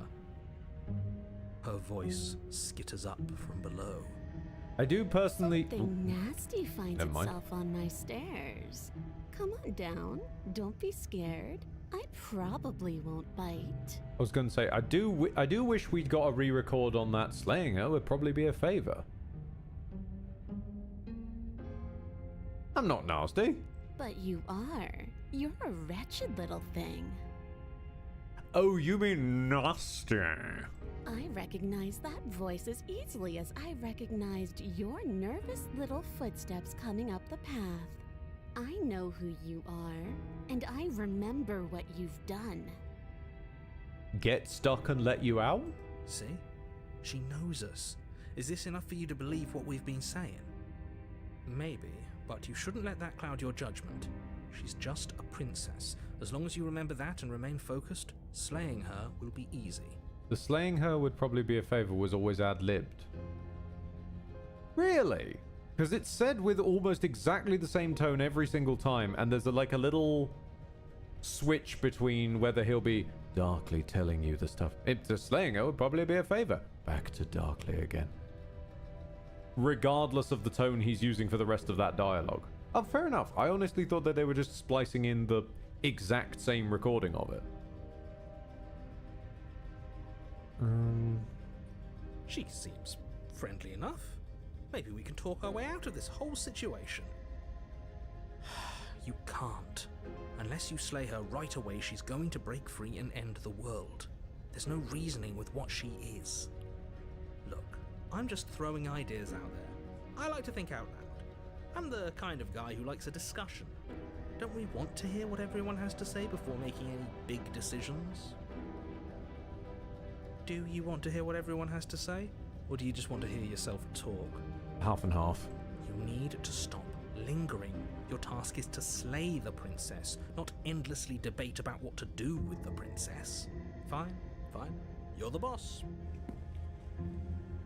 Thank you. You descend the basement steps, entering the dark room below. You can just make out the shape of the princess in the gloom. She's huddled against the far wall, her eyes bright and glaring from amid the thick roots. And there you are, once again seeming to offer a helping hand while likely hiding the other behind your back. Fine, I'll play along for now. What do you want? She's acting like she already knows you. I guess what you said back in the woods really was true. That's pretty sharp. How'd you figure that one out? Call it deductive reasoning. Uh-huh. Well, you seem to be great at it. So, you really don't remember us, do you? No, I don't. But you and the princess clearly have a shared reality, even if I'm not a part of it. I won't waste time fighting you on something that's clearly true. Ooh. You fought us on it back in the woods. That was when the only perspectives we had were yours and mine. I'm just glad we could put all this behind us. Is it all behind us? Just focus on the task at hand. I don't care if you've been here before, and I don't care if you think you'll go somewhere else after this. My world is on the line right now, so I'd appreciate it if you would take this seriously and slay her. Yeah, that's the thing. Let's chat her up a bit first. Maybe we can find a middle ground where everyone's happy. Don't talk to her. You're just going to make things more difficult than they have to be. Well, I seem to remember you having a tongue. Sorry, the cat got it. Also, I have come down here into the basement to do one important thing. Piss.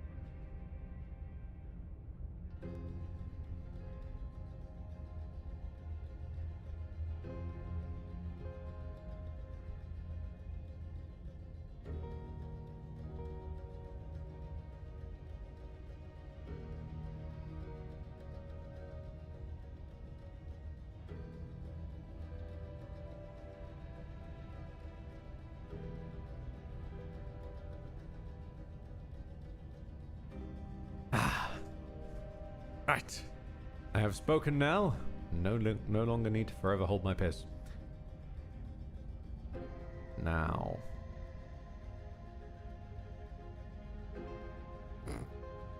Not enough to free you. Definitely not. I could just leave. Hang on a minute. Wait. Wait, that's the only one of these that isn't an explore.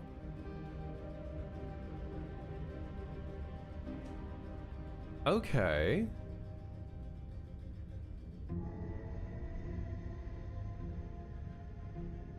Interesting.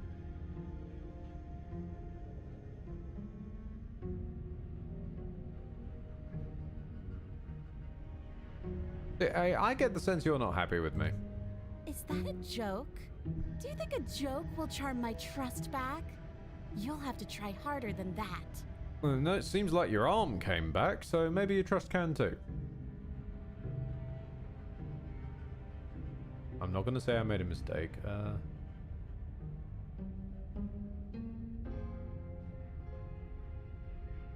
Yeah, I died last time. You were the one who went to get that knife. You were the one who started all of this. Only a poor loser twists their own failure around on the winner. Technically, you didn't know I was going to get the knife. I just left. I could have been in fact, I could indeed have been going for a piss. Just because I didn't announce it.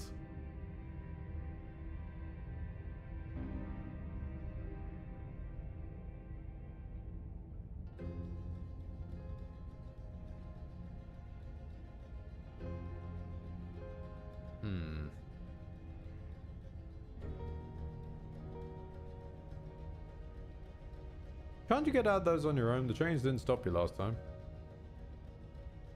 Oh, of course. They're nothing to me. The princess grins as the chains fall from her wrist. There we go. A woman after my own heart. Hang on a minute. She couldn't have gotten out those the whole time, the sneaky little hero. This is why she can't just be abandoned here. If left to her own devices, she'll find a way out. Now stop her.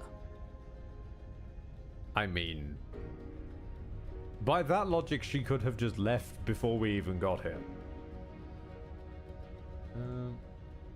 But she isn't able to interact with basically the world until we're at that point on that road in the woods.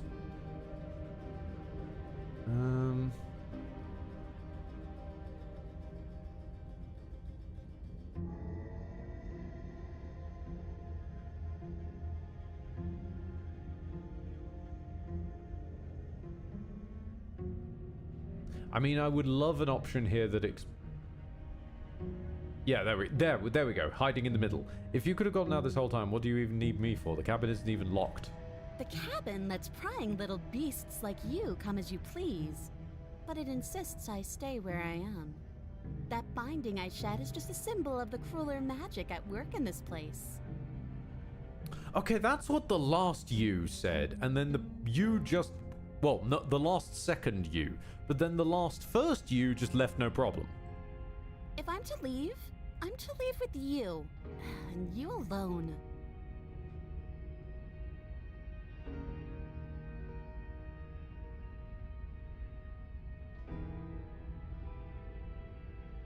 Okay, bye. Very pragmatic. That is why you're in charge. Abandoning me, are you? Fine then. Run. Tuck your tail between your legs and scamper away. You might be able to escape me, but you can't escape from what you are and what you've done. If I don't take you, the wilds will. You turn to leave, but as you do, there's a deep, guttural groan seemingly uttered by the walls themselves, followed by the creak of wood being stretched beyond its limits. The cabin starts to get smaller. What the hell is going on? We're getting out of here and saving our skins. That's what's going on. As the roots that make up the walls of the cramped basement attempt to close in around you, instinct kicks in and you bolt upstairs. The steps are uneven and lively, creaking as they expand out of the dirt floor, the stairway growing smaller and smaller as you dart up towards the light. You manage to squeeze through the door just as the entrance seals itself shut behind you. The cabin is smaller than it was before, and it's getting even smaller and smaller. Okay. That's fine, we'll just leave. I'm sure you'd like to do that. But unfortunately, there is no longer a front door. The roots have already closed over the only possible exit. What little light peeks through the holes that were once windows is growing weaker as the cabin continues to close in on itself. Great, we die here and she can't leave. Shit. What do we do? As your mind races for an answer, you hear the princess's voice crackle up the stairs. Do you hear that, you loathsome thing? Those are the roots of the wild, and they're coming to choke the breath from your lungs and squeeze the life out of you. Okay.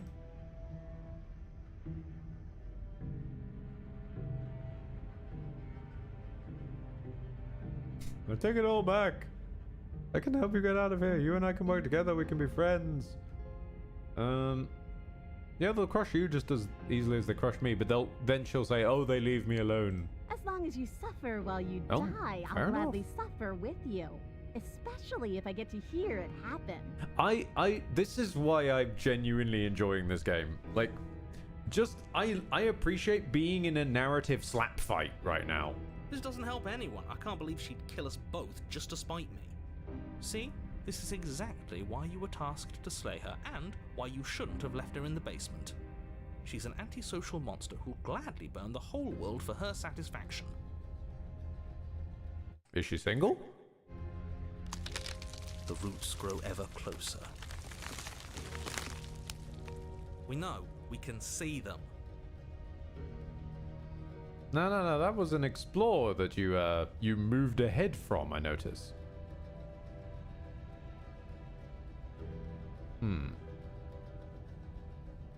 It's time to hug trees. More be hugged by trees. Yeah, but why though? Because it's in my nature. Just like you coming here to hurt me is in yours. It's who I am. That is extremely not us. We're just doing what we're told, and making the best out of a difficult situation. We didn't even try to kill her. We just left her here. It's the same thing. Yeah, even I'm with Hero on that.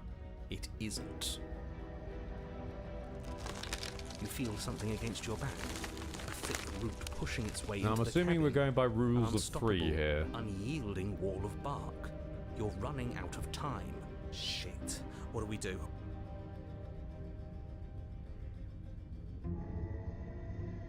Yeah, just give up. You slump to the floor as the roots continue to expand into the cabin. Ugh, we're never going to make something of ourselves with that attitude. At least she isn't going to make something of herself either.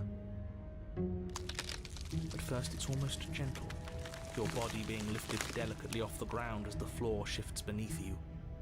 But the cradle of the growing roots starts to feel suffocating, then unbearably tight. Then that tightness gives way to bulging pressure as they begin to constrict. Dark Rays gifted a tier 1 sub to Yuki Yuck. They have given 44 gift subs in the channel. Dark Rays, I appreciate two things there. I sincerely appreciate the gifted sub. Thank you very much to Yuki Jack. But I also appreciate the slight misspelling on noise incoming. So you went noise. The sound of creaking wood is drowned out by the snaps and pops of your bones, pain flooding your senses as you feel your skin deform, being shaped unnaturally by the living cabin. The suffering is what you deserve, you hideous creature. Know as you die that you are hated. I hate you, and I'm glad to die horribly if it means you die with me. I wouldn't have it any other way. Cool. The pressure is unfathomable. You can't breathe, your vision swimming with red, your head pounding with trapped blood. It's cool. I just didn't expect them to drop it in like that. Yeah, no, Twitch is getting weirdly aggressive with the ads. Like, I run them for the same amount of time that I've run them for the last few years because it buys then the same amount of time without ads. But for some reason, like, of late, they are getting nastier. Like, way nastier. And then you pop. Everything goes dark. And you die. Okay. Ooh, okay, chapter 3, The Wild. We are a path in the woods. We have no beginning, and we have no end. But something cold and unnatural sits watching us from just beyond our edge. Yeah. His gaze pushes against our borders, curling them in on themselves, preventing them from stretching to the places they need to reach. No, that's all wrong. You're not a path in the woods, you're on a path in the woods. Who's even saying that? Oh, you suffering a little bit there, buddy? That's not the princess, is it? Oh no. How many times have you been here? I think this is our 3rd? That's bad. That's very, very bad. It wasn't even supposed to reach 2.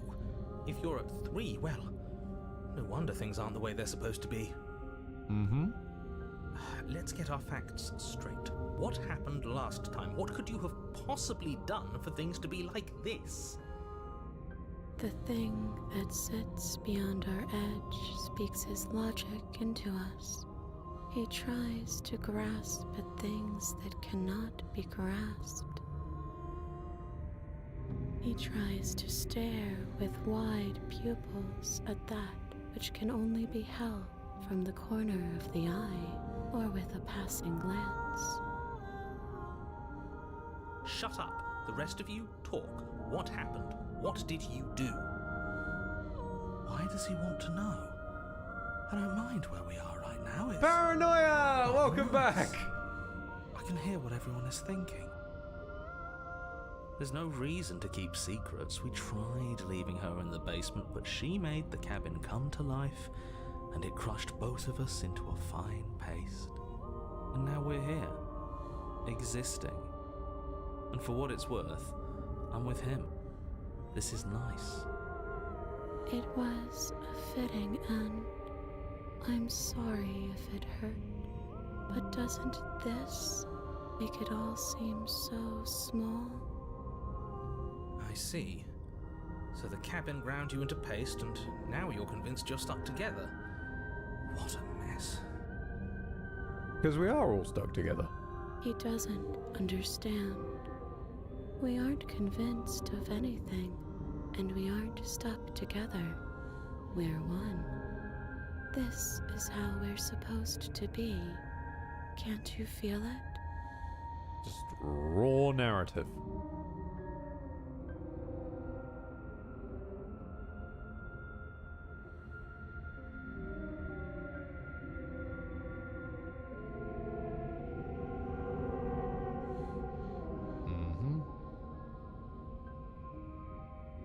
I'm supposed to be me, and you're supposed to be something that isn't me.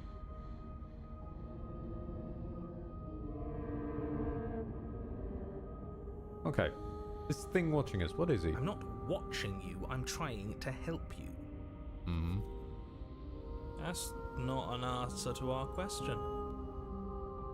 I don't know what he is. For once I'm with Hero. I only know that he is something other, and that he wishes for you and I to tear ourselves apart. Just, Jesus, how has that ended up happening? I'm on Hero's side.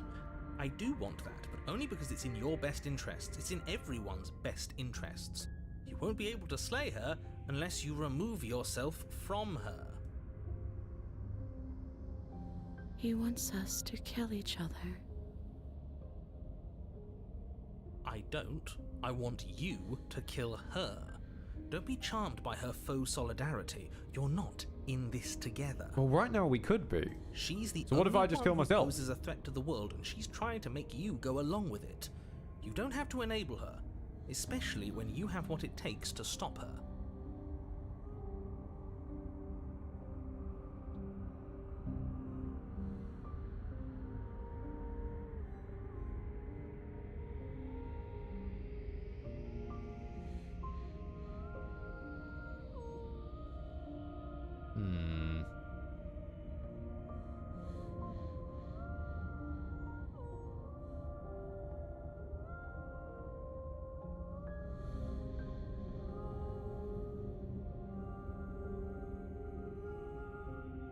Well, I don't want to stop her.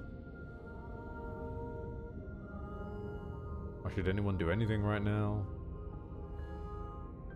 Well, that's just going to pipe them up.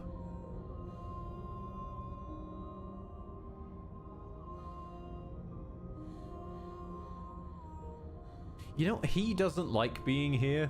You can't just passively exist forever. Not with her. That isn't how it works. Uh-huh. I don't care if it was the cabin that killed you, because it seems to me like she was the reason the cabin could even do something like that in the first place. Mm-hmm. You need to remember that you and the Oh, my princess hand's are weird. enemies. Don't let bygones be bygones. Remember what she's done to you and how much it hurt. Seems like you're awfully invested in that. No, I know it's not a hand in this occasion. What I mean is, like, the thing that's normally my pointy hand. My cursor, that's what God, my brain went to pointy hand before it reached cursor. Astounding. We can't go back to that. We can't go back to the doubting and the hatred and the schemes. Not after being something as beautiful as this. Doesn't all that conflict feel so far away right now? So petty? We've been posed against each other by something that understands the strength of our unity. Spoken like, honestly, a real puppet master. Have we considered that maybe she's the one trying to trick us? Oh, absolutely. I'm not. We've considered that. But there's a feeling, isn't there? That petty feeling she mentioned, it is fuzzy, but it's there. Almost like she still hates us. It feels mutual. Please, stop.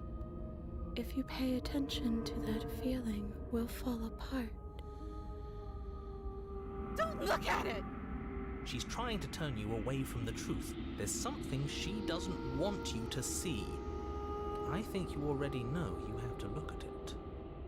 Everyone's pulling in different directions, but that feeling doesn't have a motive, it just exists. Maybe we should look at it.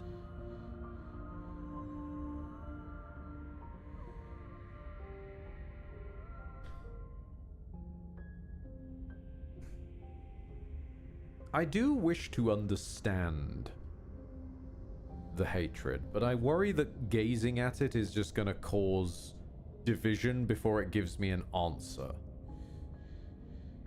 And again, I know someone's going to jump in. There are no wrong decisions. There are decisions that cause earlier resets, though. I feel like basically it's how much we can plumb before being sent back.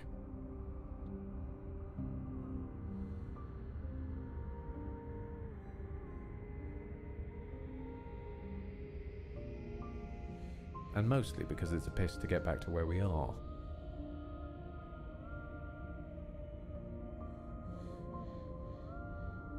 Okay, I'm gonna trust you on this one, game. I'm enjoying our narrative slap fight. I'm gonna trust you on this one.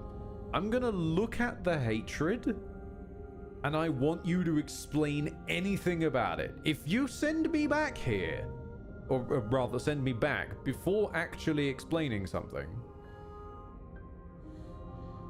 then I'm just going to walk straight back here and choose the other option because screw you. Please, don't make us remember how we were. And just like that, you start to fall apart.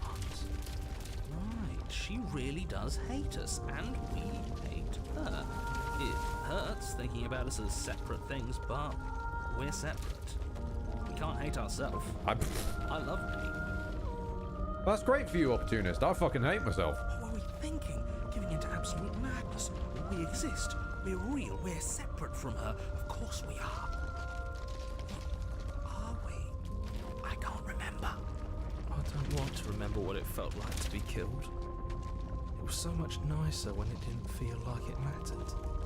Okay, but about that glimpse into the hatred. And yet you keep remembering.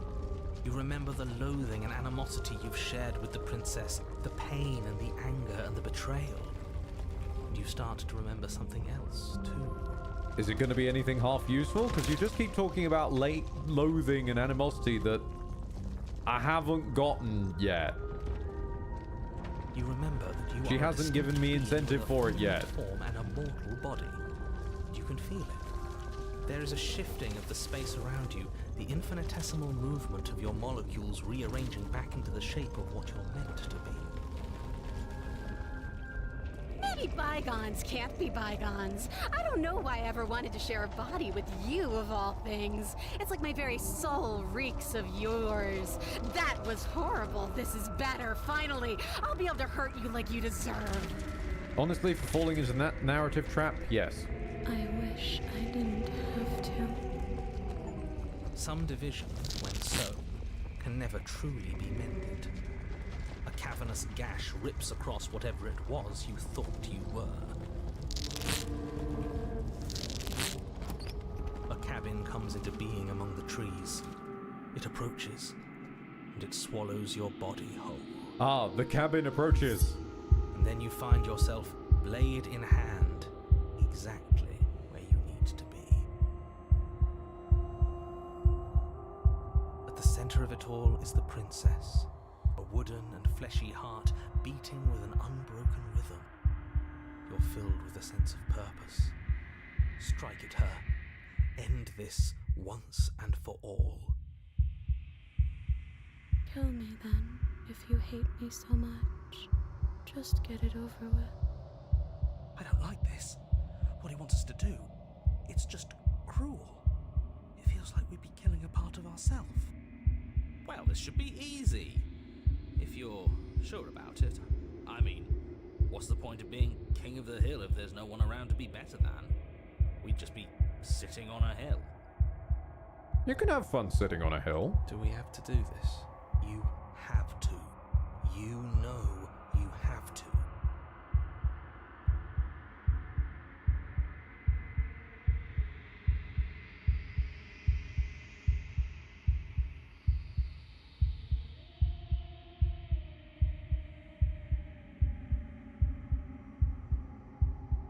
Look, I mean, I only signed up for the glimpse of hatred to try and understand, like, the meta-narrative reason of why you're meant to be hating me between loops, so have freedom. Devious little bastard. I wasn't allowed that. If you think I'm going to let you free her, you have another thing coming. Oh, do I? He's not in our head anymore, at least not like before. I don't think he can stop us now. No, you watch, Paranoid. You might not have been here for the first time, but he, like, turned us around and started walking us up some stairs when I didn't tell him to. I've had it in for him since. I'm not bluffing. He won't be so smug when it happens. That heartbeat is loud. He's weak. Thinks he can boss us around when he doesn't have any authority. We're clearly the ones with authority around here, so we can do whatever we like. You're tired, aren't you? No, I'm not. I'm... fine. Whatever. Cut the princess down from the roots that bind her. I hope you're happy. Good luck getting her out of here. Who said I was getting her out of here? I didn't think you would do that after everything. It's so cold without you.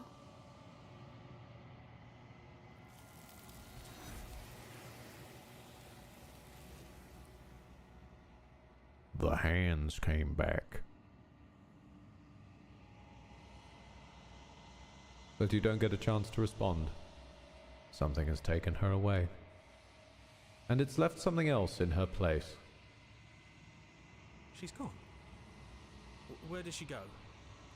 Should we try and find her? And there's that mirror again. Why is it here? Why now?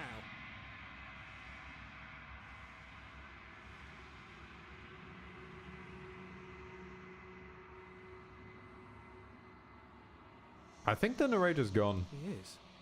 Does that mean the world ended? Yeah.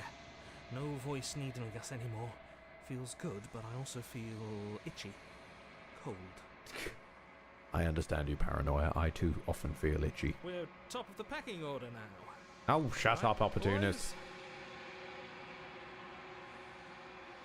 I don't know where she went. Does this mean we won? You're right. She's gone. It's just us and that awful thing. I should feel better with her gone. But I don't. I think I'm supposed to look at the mirror. There's something dreadful about it. I don't think you should. It's calling us. And not in a good way. If they think it's bad, I'm with them. Well, too bad, gentlemen. We've only got one option.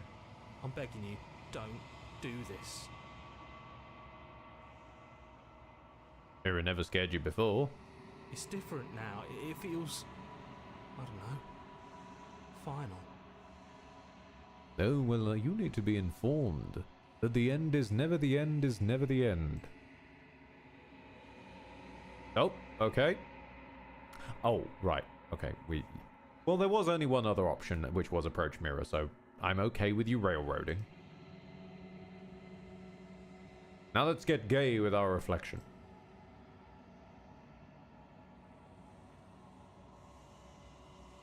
Silence as he reached forward. They're gone. But the mirror remains. It's time for you to see what's in it.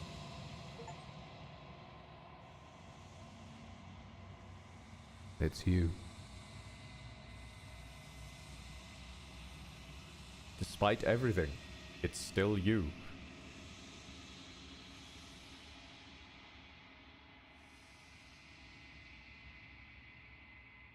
You are alone in a place that is empty. It is quiet here. Proceed to the cabin, even though there is no cabin. Or there is just hair. Or whatever is going on here. You are at the cabin.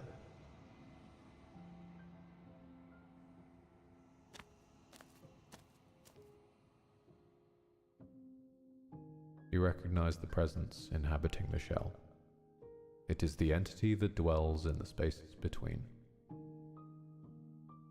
Something returns to the long quiet. It has surrendered its path of annihilation and brings me the gift of a fragile vessel.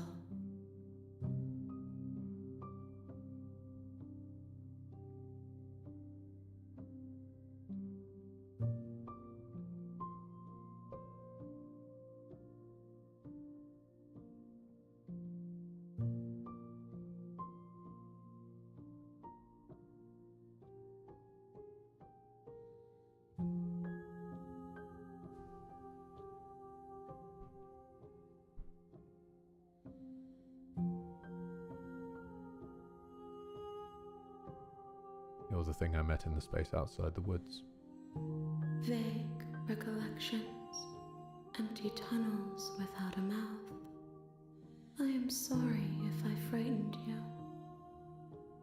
No, you're okay.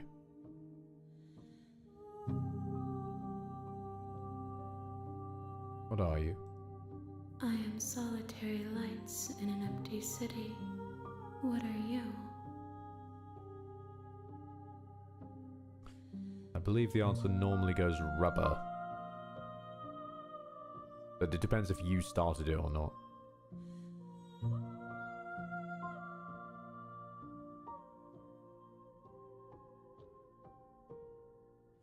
I don't know what I am. I think that you are like me. We are oceans, reduced to shallow creeks.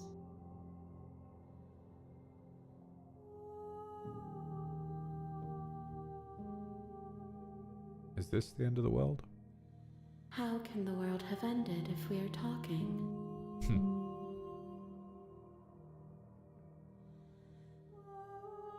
Do you know the narrator? You are the only thing I have ever known. The space we're in is vacant. Nothing comes here but us.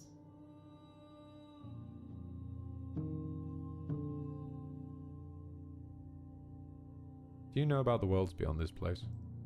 I know only that they are.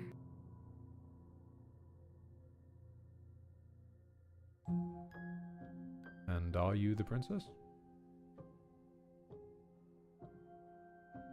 She is part of me, and part of me is her.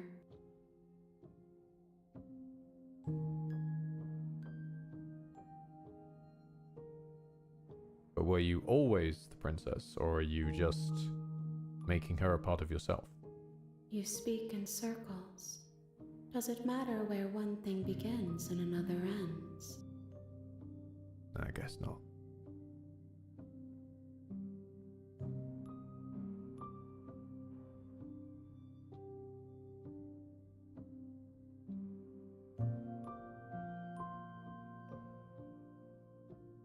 Are you what sent me to slay the princess? I have only just now stirred to consciousness. I could not have trapped you here, and I too yearn to be free. Fair. The gift of a fragile vessel? Yes, nerves and fibers to feel the worlds beyond, perspectives to make my own. This one is like a shadow of me, a memory of what she used to be, bound to the wounds of distance and time. She will make for a scarred and beautiful heart. Do not mourn her. She has finally found peace.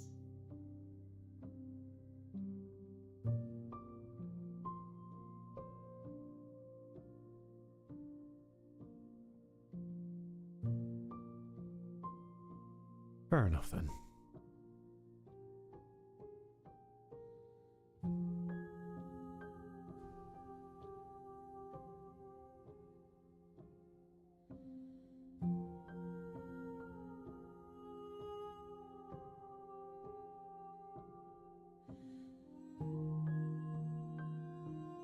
It's really lovely, peaceful music.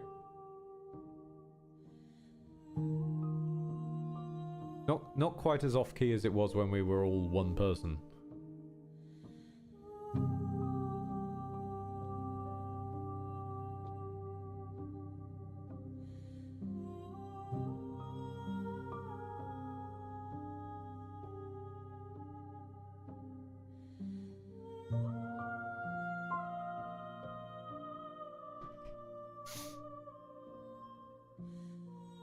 It's just really nice music.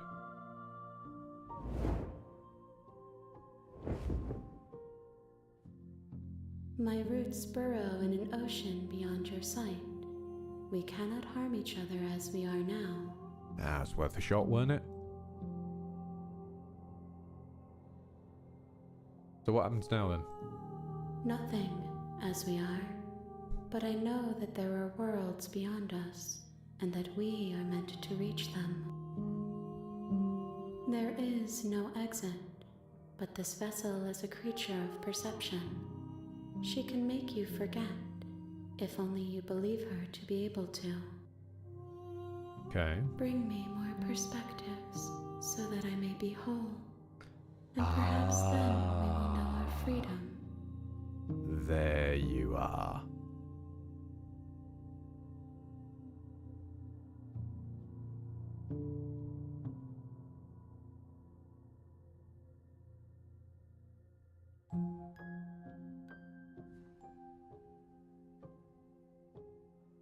If I help you, is destroying the world what you're gonna do? I'm only asking because this is an explore. You ask of things that cannot be done. To destroy is merely to reshape, to remold.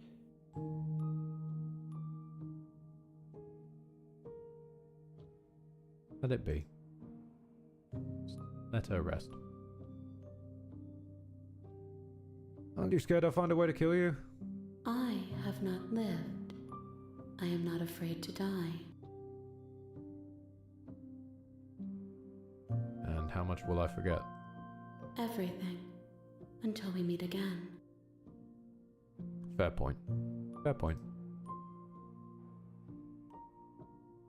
And what if I don't let you do this to me? Then we will be here forever, as we are now. Unfinished. Dry. Hollow.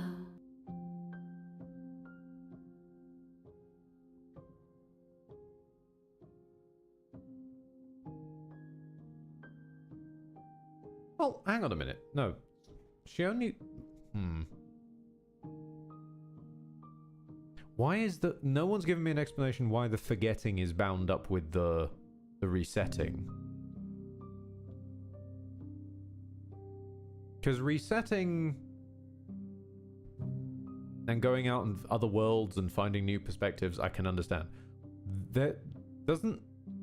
As far as I can tell, doesn't seem to be a reason for us to forget. Other than, I suppose, maybe we have to collect our guy's perspective as well? By the form of...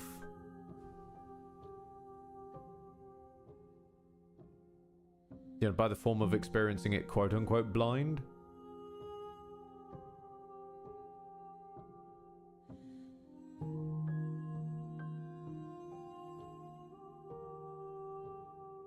Alright, fine.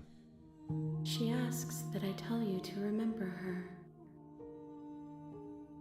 You won't. Everything goes dark. And you die.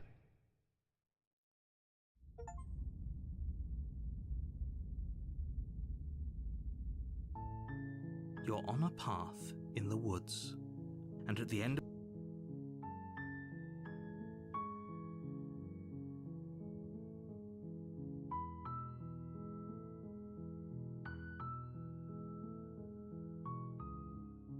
Let's just fuck off. Seriously? You're just going to turn around and leave? Do you even know where you're going? That's a new perspective.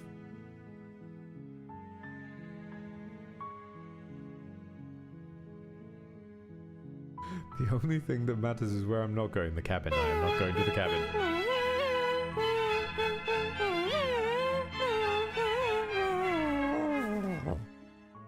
I know too much about this game to make too many blind guesses, so I'm just asking directly. Before you continue, any theories building up, or still not enough information? I don't know. At this point, I am kind of just vibing.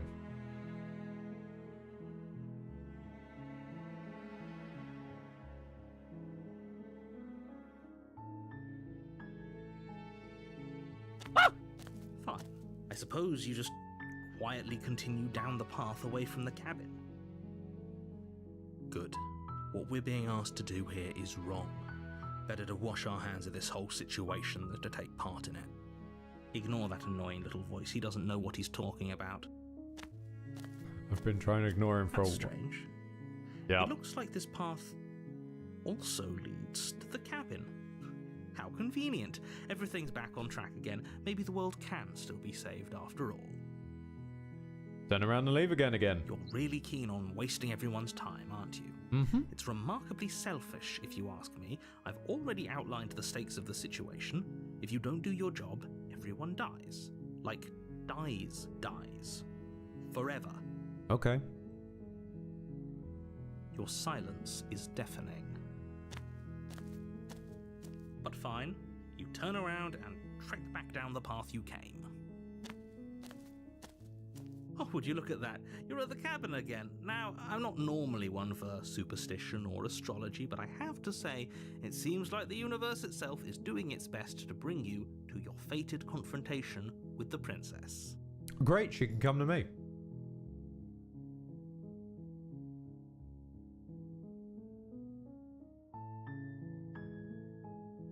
Yeah? Well, I guess I start walking in a different direction. Again. In fact, I'm just going to keep trekking through the wilderness until I find a way out of this place. Even if it's starvation. There's always a choice. Let me tell you right now that you're making the wrong one for pretty much everyone who's ever lived, as well as for everyone who ever will. Okay. And here we go. As you trudge into the woods, something strange starts to happen. The cabin is sneaking up on us. At first, it's little flickers out of the corner of your eyes. Glimpses of familiar wooden structures through the leaves. But as you focus on your surroundings, you start to realize that those flickers weren't just a trick of light. Of course. The mythological entity, the evil creature lurking in these woods. It never was a witch. It never was a demon princess. It was a warehouse. In every direction, there is a path and a cabin.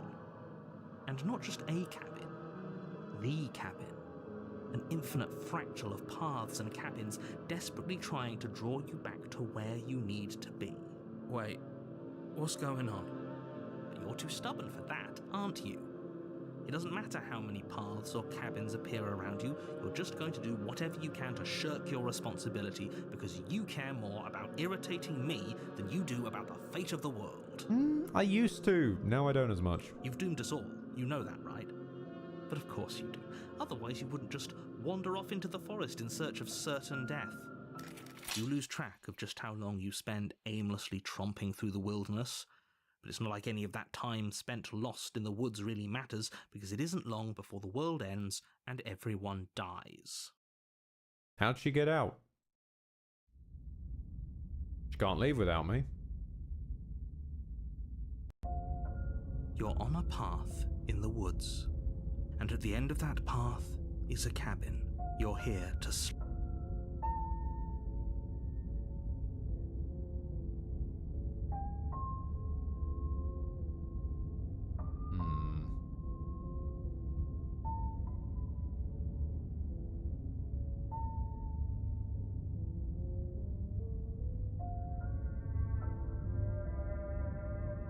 I can't get away from This is me. Well, if I can't get away from the cabin, I'm just staying here in the woods. Forever. Oh, that's clever. A little boring, though. Yeah, I was wondering if this was the way I was supposed to get to you, Contrarian. It's extremely boring. Can we really do that? Can we really just do nothing? No, you can't just do nothing. You have to do something. I'm doing something. I'm doing nothing. All right, so it's decided. Even if it's boring, we're going to do nothing forever. Look, the cabin has already made it clear I can't run away. Time and do nothing. Wait, can you still hear me? It's getting fuzzy. What is that weird feeling? It's like I'm barely even here anymore. Well, it's not nothing, that's for sure. Does that mean we messed up? Interesting.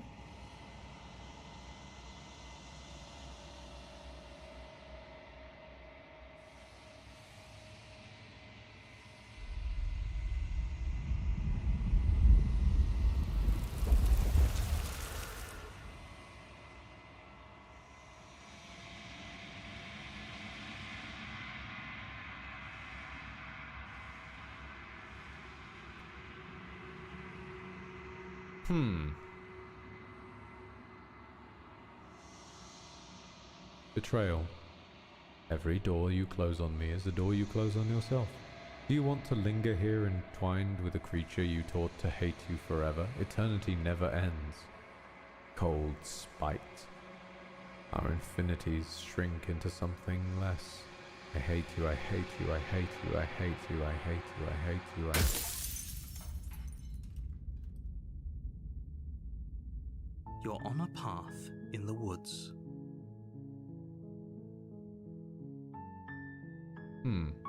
Oh, hang on a minute.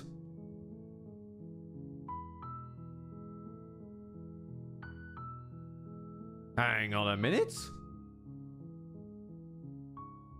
They've removed the option to walk off.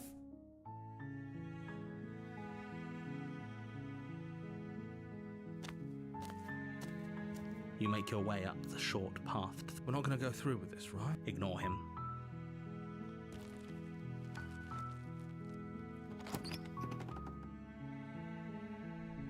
The interior of the cabin is almost entirely bare. The air is stale and musty.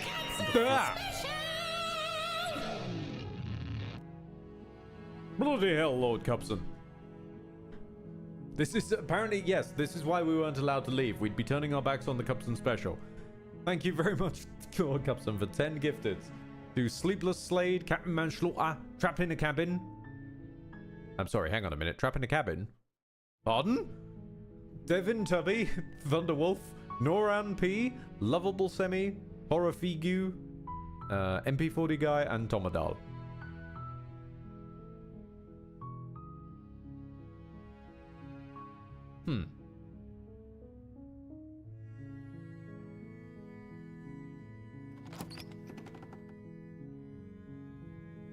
The door to the basement creaks open.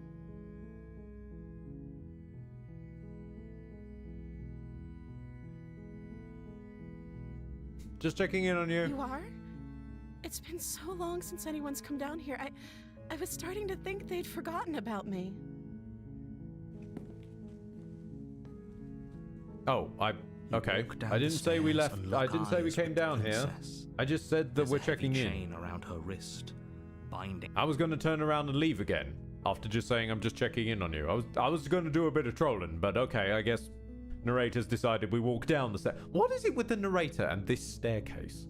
He's like, the narrator only steals agency from me on this specific staircase. I'll see what I can do. You're only making this more difficult. Thank you. Thank you. You're making a huge mistake. Mm-hmm. No, you're doing the right thing. Now shut up, hero.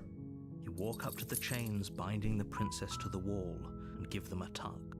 They're large and heavy, far too solid for you to even imagine trying to break them apart. I'm guessing you don't have the key? Maybe it's somewhere upstairs. Doubtful. Whoever locked the princess away down here intended for her to never see the light of day. They wouldn't have just left the key to her chains somewhere in the cabin.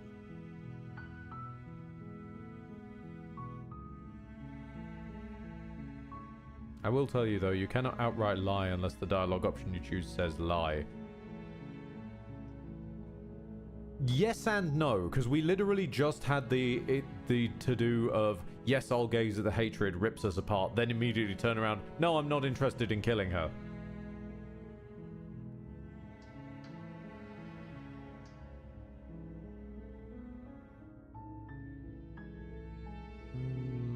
There's still a key lying around somewhere.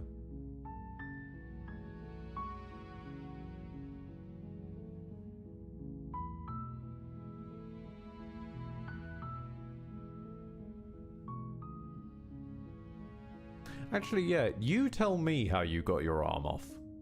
Maybe there's some way to break the chains? Interesting, okay. Or if that doesn't work, I guess we can always cut me out of them. She offers the suggestion with almost complete nonchalance. If we were stuck down here long enough, I'm sure we'd be nonchalant about cutting our way out if it meant we could finally be free. You attempt to make your way out of the basement, but the door at the top of the stairs slams shut. You hear the click of a lock sliding into place. Is someone else here? Yeah, the cabin. Your shouts and pleas are met with silence. I'll repeat myself once again. You're here to slay the princess, and you won't leave until the task is done. I've left several times. You try the door, but it's locked from the outside. Huh, worth a shot. You make Not your way every to the door is bottom a of the thing of evil. stairs. This would have been so much easier if you'd just taken the blade like you were supposed to. Easier for whom? Easier for everyone. Look at the mess you're in. I heard the door slam. They locked you down here too, didn't they? There's a slight panic rising in the princess's voice. If I could just get out of these chains, I know we could force our way out of here together. She barely hesitates before raising her arm to her mouth, her teeth That's how you tearing got through her out. limb with the determination of a trapped wolf. As she rips her flesh from her bone, a sound comes from behind you, the clang of bouncing metal. It's the blade from upstairs. You're not sure how it made its way down here, but if there's a time to strike, it's now. Or we could use it to free her. You won't like what happens if you do that.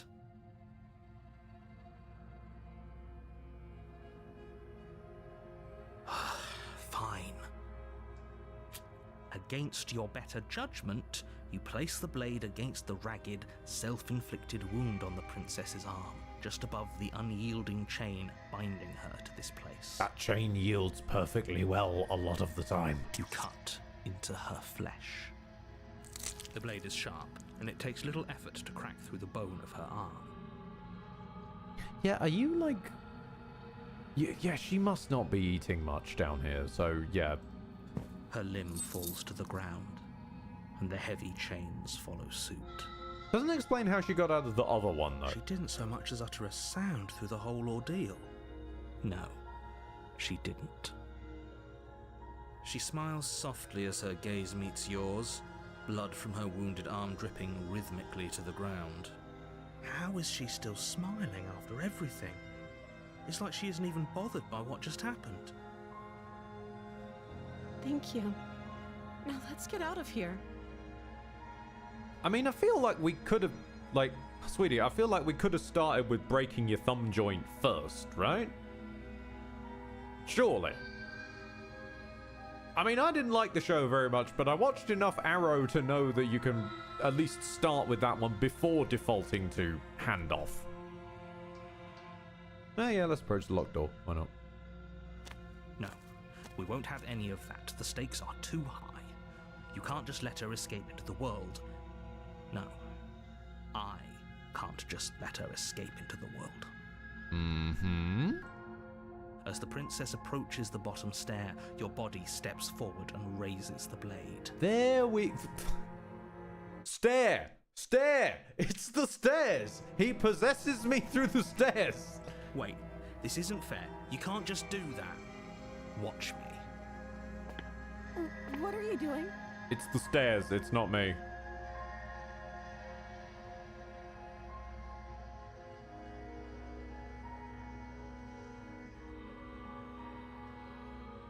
Can I pause? No. Okay.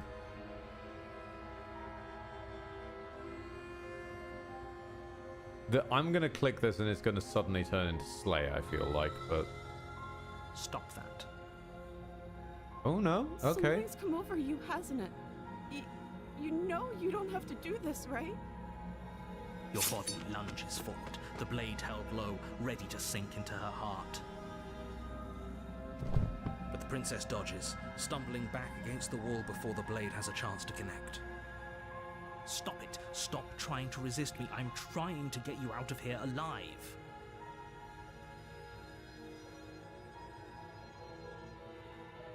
The blade. Move the blade. I'm trying to very carefully click it with just the edge of the cursor so that it doesn't As your body switch it away remains from me to frozen something in else. Stubborn resistance. The princess takes a cautious step forward. We both know this isn't you. So step away from me. She nervously reaches towards you and takes the blade from your infuriatingly rigid hands. What are you doing? I'm sorry. I'll try to be quick. That's good. That's good. She plunges it into your chest, tearing through flesh and sinew. It is agony. But you aren't dead yet. Oh no! I'm so sorry. Stay strong. We can tough it out until it's done. For her sake.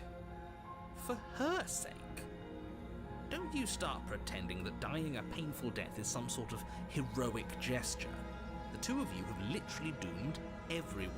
And she's disliked me in every second reality, except for walking away, which I didn't get to explore. Whatever. She sinks the blade into your chest again and again and again, and you feel every inch of burning pain that slices its way into your body. Cool. I'm sorry. She doesn't know how to use a knife, does she? Apparently not, though it doesn't matter how sloppy her blade work is, does it? A stab wound is still a stab wound, and it won't be long before you bleed out. I'm so sorry. With one last thrust of the knife, your legs give out beneath Just you. a flesh wound. You collapse to the floor, your blood pooling around you, your limbs unresponsive. The princess stares down at your ruined chest as tears carve rivulets of pink down her blood-spattered cheeks. It can't just end like this, right? Oh, that's rich coming from you. As much as I prefer for things to have gone differently, I can't deny the reality of what's happened. The two of you made your choice. It's over. Everything goes dark, and you die. All right. Okay. Another perspective. You're on a path in the woods, and at the end of that path is a cabin. Ah, of course, we got someone new to And me. in the basement of that cabin is a princess. Smitten? You're here to slay her. You bastard, you're in for it now. I'm wise to your tricks.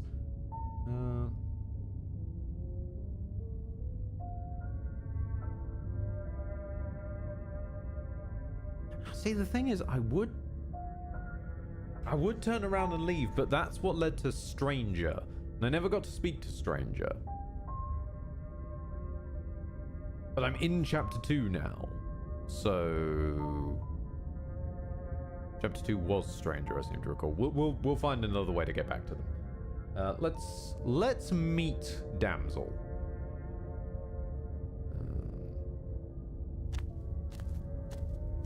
A warning before you go any further. She will lie, she will cheat, and she will do everything in her power to stop you from slaying her. Wait, you did Don't Stranger? believe a All of word it? she says. No, this is the problem. I got to Stranger, sat on the floor, that timeline ended, and then when I tried to go back to Stranger to explore more of it, I wasn't allowed to because it wouldn't let me just turn around and do the same sequence of events to get back to Stranger. If only you knew what you did to Yeah, us, it's you smitten. villain. So, slay the princess? More like slay the inns. I have no idea where I was hoping to go with that. Excuse me? Forget he said anything. But he is a villain. He made our beloved brutally take our life last time. He's trying to keep us apart, but he won't be able to withstand the power of our love. Last time? What are you talking about? I think he just likes to hear the sound of his own voice. Let's try to ignore him. I do, but I also speak from the heart. My passions are too great to be stifled. They must be expressed. Holy shit, hold the phone, simp. Shut up. Turbo is giving actual advice. Seems I've popped up in time to give advice. The game doesn't let you attempt the same path multiple times in one run. Oh. There we go. Thank you very much. Sure, yeah, your passions are strong and all, but not everyone needs to hear them. Some things are better kept quiet. Don't pay their bickering any mind. Focus on the task ahead.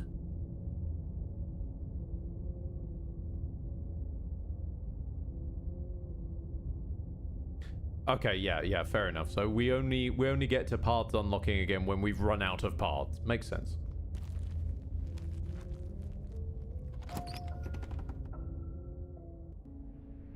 The interior of the cabin is clean and elegant, its stone walls draped in fine-threaded tapestries, a prison befitting a royal prisoner.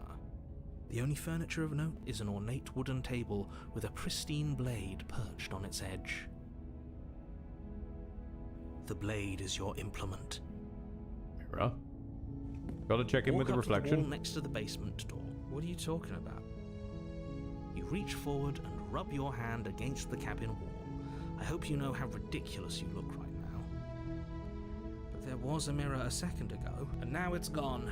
Pity. We could have a feather out of place, and now we'll never know. We can't gallantly sweep her off her feet if we have a feather out of place. I'm sorry, is Smitten an Aarakocra or an Owlin? Fascinating, okay. You take the blade from the table. It would be difficult to slay the princess and save the world without a weapon. I suppose if we're to play the role of dashing knight, we need an equally dashing sword. That way she'll know we can defend her from her enemies. That is a knife. Hopefully it doesn't put her on edge. There's no use arguing over motivations right now. It's good that you took the blade. You'll need it to do your job.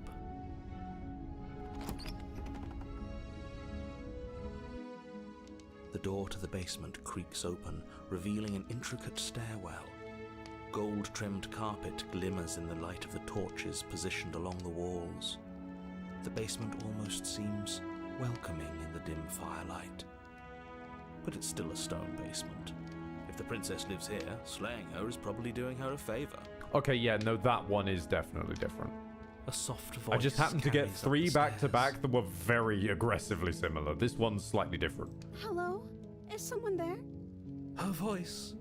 It's somehow even more beautiful than last time. I think we're in love.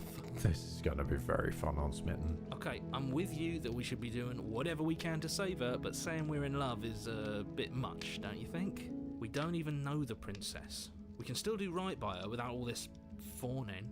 Yes, for everyone's sake, you're not in love. Just remember that her charms are all part of the manipulation. You walk down the stairs and lock eyes with the princess. There's a heavy chain around her wrist, binding her to the far wall. My love, we're here to rescue you from your unjust and foul imprisonment. I love and hate Smitten. I hate Smitten, but I love that Smitten is so hateable. You know she can't hear you, right? She may not be able to hear my words, but surely she can hear my spirit. Oh, your spirit's plenty loud, all right. It's you, my dashing hero. I was so worried you wouldn't come back. Did you hear that? She said we're dashing. Okay, I gotta say, the reason I needed to look up who this lady was she sounds, in some of her intonations, eerily similar to the woman who played Lynetta. It's not the same woman, but it sounds very similar in some places. And she called us a hero. Oh, hang on. I can tack onto Dark Rays here.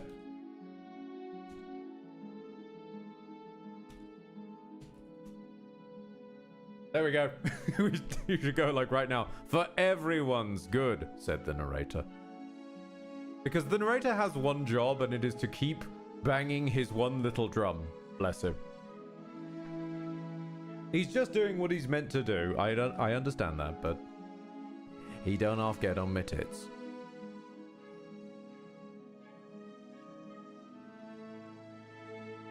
Flattery really goes a long way with the two of you, doesn't it? Waiting for you to come back. You've been here before, haven't you? I'm a regular at this point. That's right, villain. And you killed us. Turbo Owl should leave for everyone's good? It's fucking mean, bro. No. It's just that the narrator thinks everyone should leave for everyone's good. He has only a few stock lines he pulls out every now and then. But sincerely, if this is new content to you and you're interested, then feel free. Dipping is good. Dipping is cool. If you want to stick around, that's on you too. Well, she killed us. Only because he made us try and kill her. It was self-defense. Our beloved's hands remain unstained by cruelty. And you've died before. So an entire world has been damned to oblivion. I'd really hoped I'd be the first, but... Oh, this path you don't think got expanded. Well, I guess we'll find out. What matters is you have a chance to do it right this time. We damned a whole world. But everything reset. Nothing resets. You're just somewhere else. You can't keep hopping between worlds forever. Especially not without leaving a trail of incomprehensible devastation behind you. this is horrible.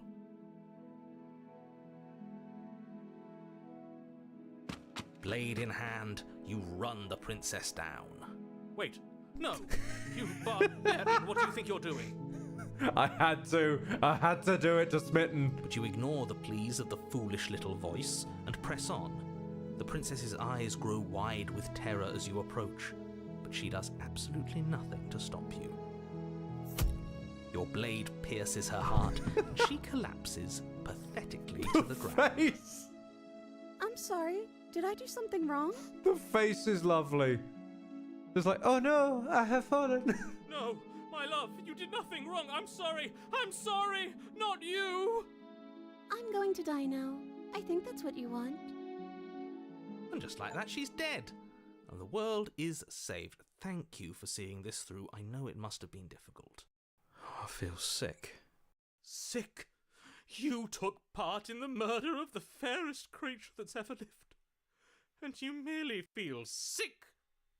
I, for one, am absolutely distraught, grief-stricken, inconsolable. Inconceivable. No, wait, no. You just saved everyone. Get over it. You smart. Hold on. What the ass. There's nothing in the world worth getting over it for. We might as well just end it all. There was a blade noise there. Did the Smitten just draw a knife on the narrator? You raise the blade. Oh no, he drew a knife on us. Point directly towards your heart. Excuse me? No, you absolutely do not do that. Oh! Oh!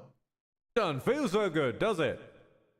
Now, what we need to do is make sure that we walk carefully to the stairway where his powers are strongest. And once at the stairway, the narrator will be able to take control of us again. Yeah, let's not make any rash decisions. We should give ourselves a minute, take a deep breath, and rash. The only rash decision we've made was running our cursed blade through her heart. This is far from rash. This is measured. This is the only thing left for us to do now that she's gone.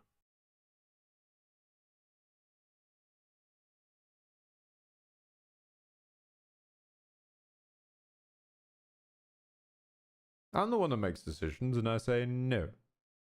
But then he will just ignore that, so, if that's what you want to do, let's see what happens. What? No, let's not do that. You won't use your fancy reverse psychotherapeutics on me, murderer. We're dying together right now. Okay. All of you may have previously thought that my passions were too great to stifle, but those were merely passions. No, I just thought they were laughable. My passions of sorrow run deeper than the ocean itself, and you'll find that they are far more unstiflable. Have it you! Have it you all! I don't believe this. And I love this. What? What don't you believe? You plunge the blade into your own heart and collapse to the floor. You can't be serious. Why are you helping him? I'm not. He just made it happen. I'm sorry. That's right. You're all sorry. Everything goes dark, and you die. God bless Smitten.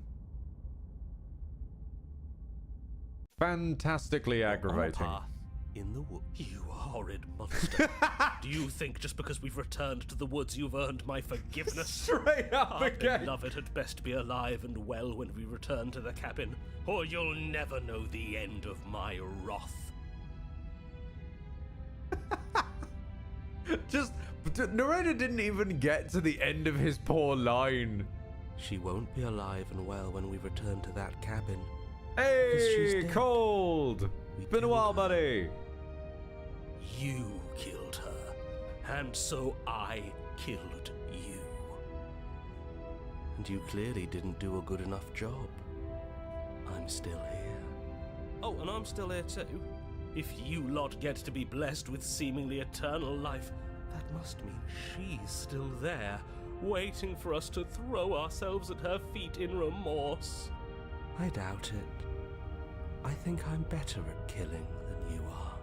So you've been here before. Of course you've been here before. What count is it this time? 2? It's our 3rd.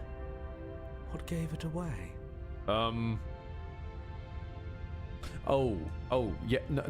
Yeah, Yes? Yes. Your open discussions. That kind of third. Gotcha. I couldn't care less what he knows. Every second we stand around arguing in the woods is a second that I'm anxiously worrying about her. Take us to the cabin and take us there now. With each passing moment, our relationship may be damaged even further, though I fear the rift between us may already be permanent. And if it is permanent, then what? You'll kill us again? Oh, you just wait and see. My vengeance will echo the depths of my bereavement. Don't provoke him. I'd prefer if we didn't die again. I'm not fond of dying. Well, get used to it. Why not? You've already done it twice.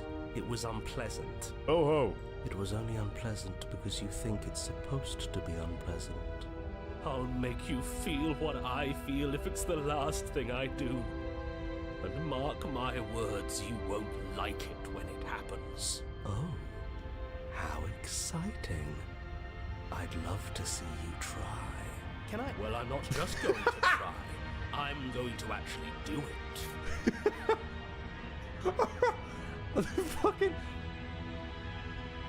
I appreciate the fact that the moment someone in chat said narrator's just at a loss, he tried to pipe up and immediately got destroyed. I'm looking forward to it. Good. I am too. Can I talk now? Yes, I can. Great. Now that you're listening, let me remind you that if you're here in the woods, it means that the princess is not dead, and that her very existence currently poses a direct threat to the entire world. I appreciate the fact that what effectively ended up happening just there was poor narrator getting stuck between just a verbal, somehow doesn't feel quite platonic sparring match between Yami Yugi and Kaiba. Just one being dramatic and one being I hate you. What happens if we don't go to the cabin? If we slay her again, you're not going to make us kill herself. Is that clear?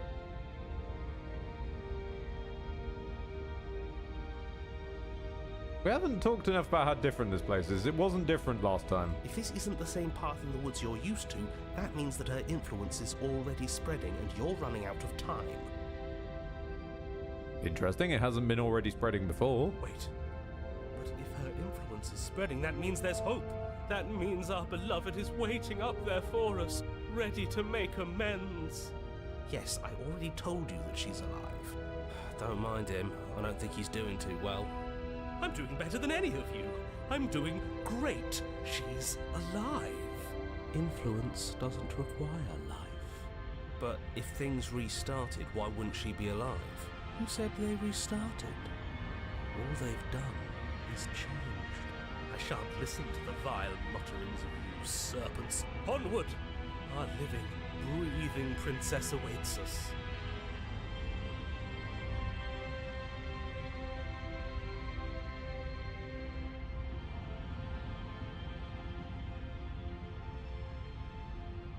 Every time you got to a chapter 3, the path in the woods did change. I suppose in a technical sense, because there was the one that was just gone. Less in the sense that the ground we've not had one where the ground remained but the trees are gone.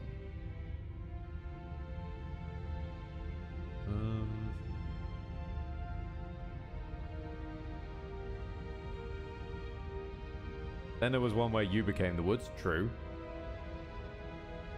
And one which was just... Wait, hang on. What was the... Oh, it was the Long Quiet was the version for the third one, wasn't it? No, hang on. Stranger, because Stranger was the second one. I sat and did nothing. I got eaten by hands. Did I get a chapter 3 for Stranger? I don't remember doing that.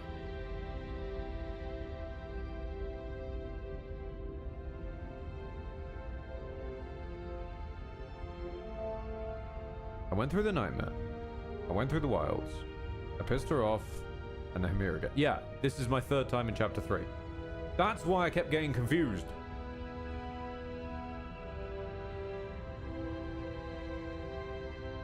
Stranger was chapter 2. That's what I'm saying. Oh, let's head to the cabin.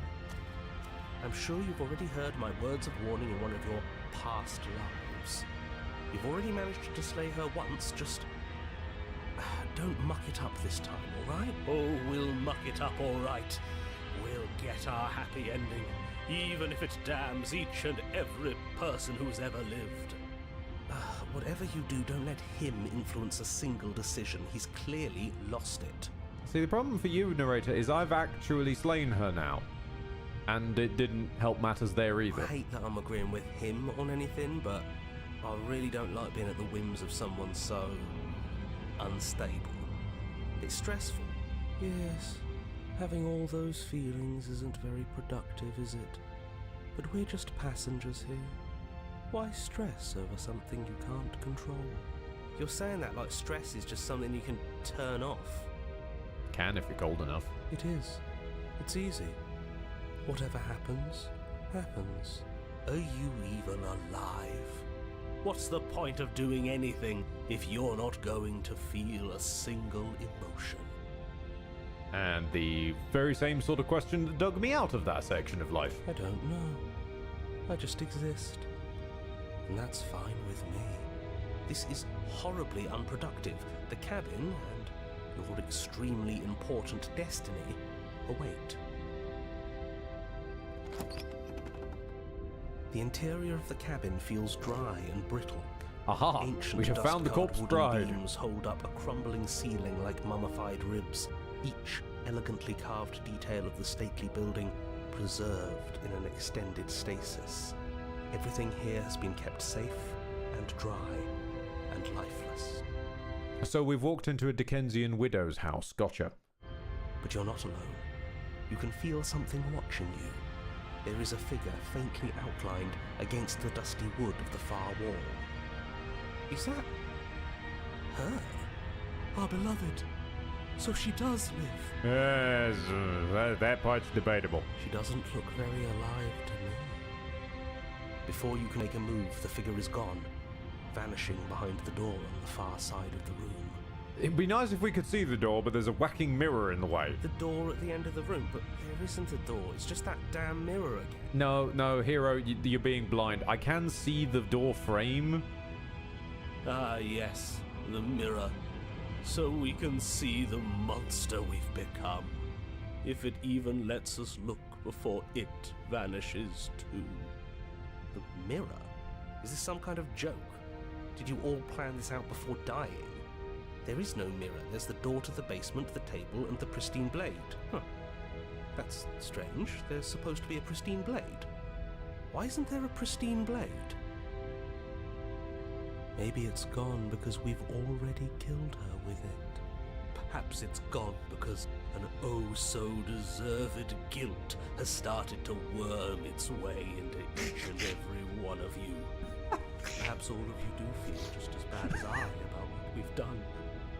Though if you felt the oppressive guilt I feel, we would have manifested that weapon directly into our hearts. Sleep well, Lancelot. I suppose it doesn't matter why the blade is gone, but you're going to have to find it if you're going to do this right. So why don't you march over to that door and make your way down to the basement? But there's no door. As if something as flimsy as a missing door would stop us on our sacred quest. Cross the room, find our way back to her, make things right. You're clearly hallucinating, but I'd rather not get into it with you right now. The door to the basement is on the far side of the room, whether you can see it or not. Approach the mirror. You make your way to the door at the end of the room, stopping just in front of it. You must think you're looking at that mirror you mentioned earlier, the one that doesn't exist. Just reach forward and open the door. It's still so hazy. We should try and clean it off. Yes. Trying to touch it does seem to be the magic spell to get it out of our way. Try and wipe the It's mirror. time for all of you to see what we've become. Go ahead. You reach forward and place your hand on the door to the basement. The handle is just a little to your right, and a little down. So much for our reflection. We didn't need to see ourselves anyway. I'm much more interested in seeing other things. I see. We are too hideous for even a mirror to behold. We can only hope she might still see some good in us. Is it bad that I'm kind of enjoying Smitten's bonkers narration? No way left to go but down. Smitten has lost the plot The door so to the basement deeply. creaks open, revealing an antique staircase lit by weak torchlight. The air here is so stale it practically stands still, as if the very molecules of this place have been fossilized, trapped for eons until your arrival. Even the blaze of the torches can't penetrate the odorless air, as if they'd run out of fuel to burn ages ago, their light still flickering more out of habit than from adhering to a physical reality. A wispy figure watches you from the bottom of the stairs, face veiled in shadow. There she is again. All hail Shadow. My love! She's just an old memory. Your eyes lock for a brief moment, then she vanishes around the corner.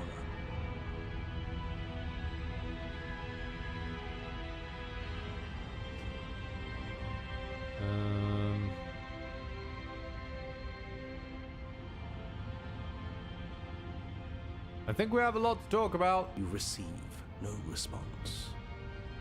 Do you think she's upset with us? Don't like being here unarmed after what happened last time. I feel so exposed. Of course she's livid, and with good reason. You aren't helping. Are you scared of a little ghost? Please look up What's she some going to do? Look at us until we feel bad? She can look all she wants. It won't do anything. You haven't met the other one. As you descend the final step, the form of the princess comes into view. A skeletal body lying in a heap on the floor, her wrist still bound to the wall by a heavy chain. This cell is a dark and isolated place, with not so much as a window to allow starlight to penetrate the gloom. See?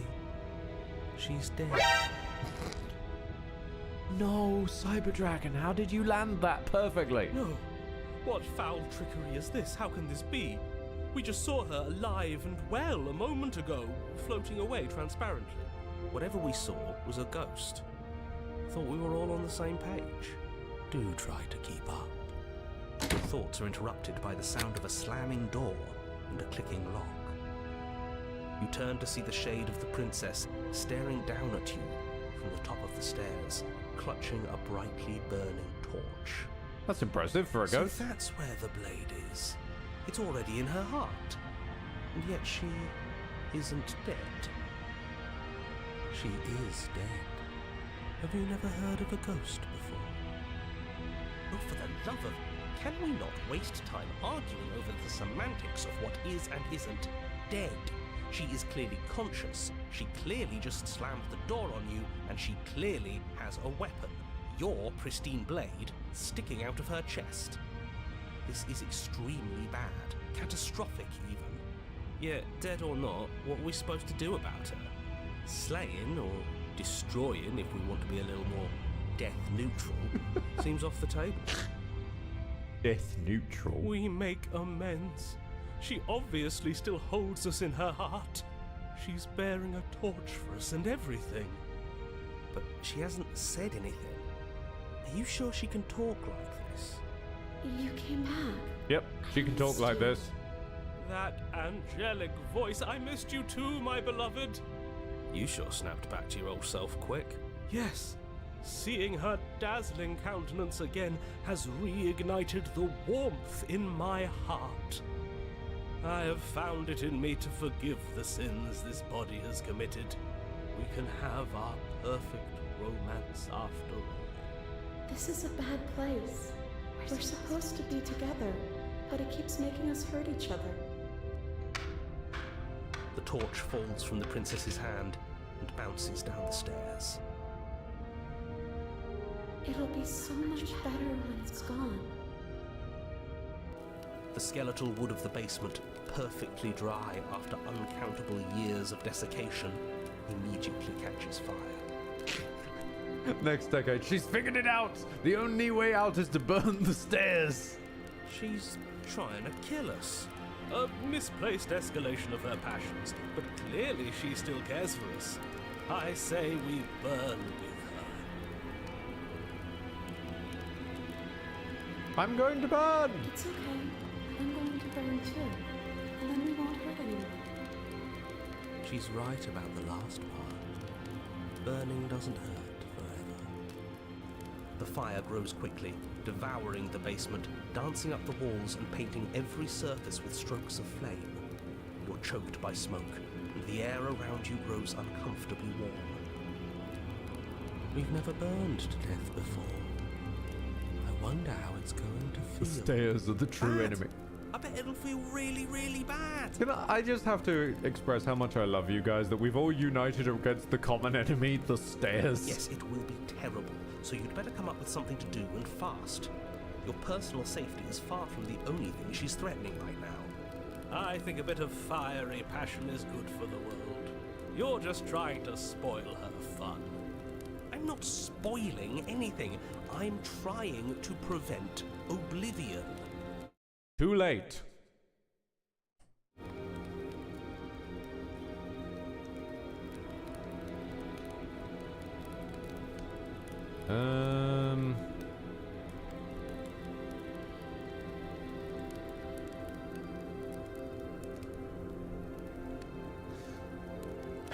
Now, I don't...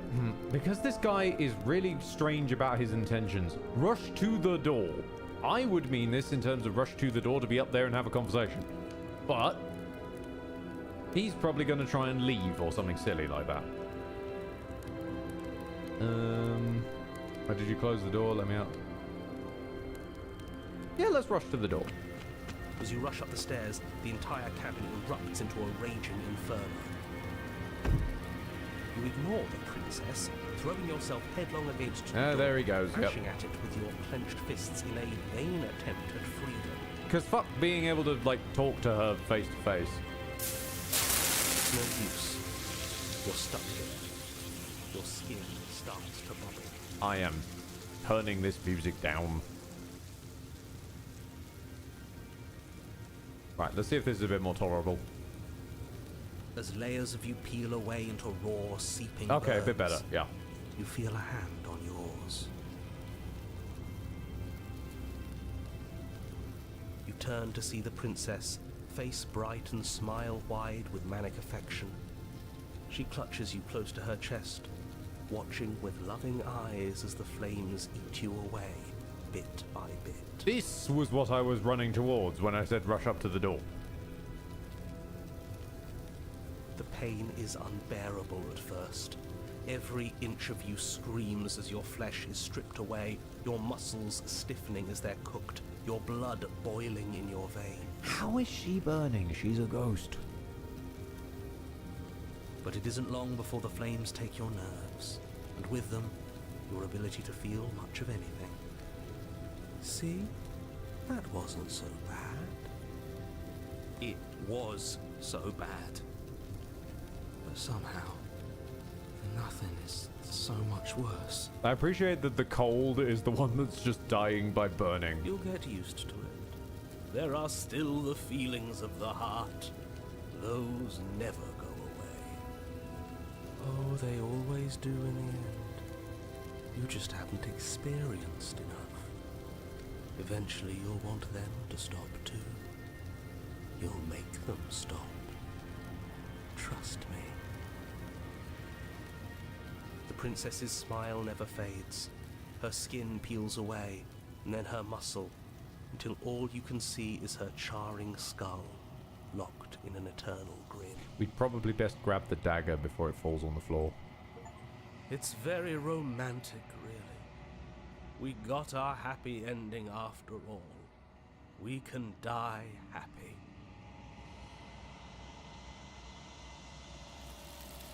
Ah, the hands! Oh, okay, we're just removing her this time.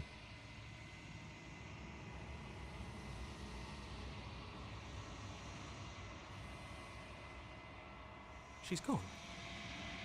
Where did she go? Should we try and find her? there's that mirror again. Right, Why is it okay. here? Why now? So...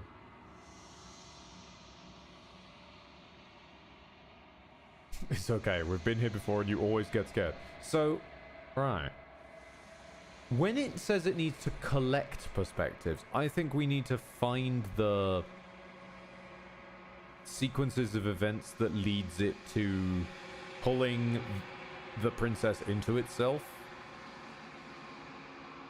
rather than just finding and experiencing the starts of each chapter. Okay.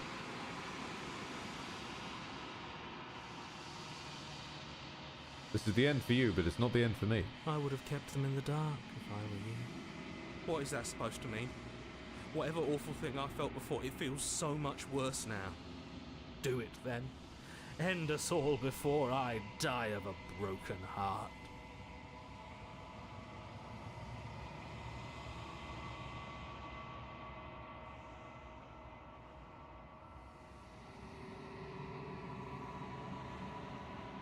Yep. There goes all of the... There goes all of the voices. You've grown. Find yourself in the long quiet again. See to the cabin.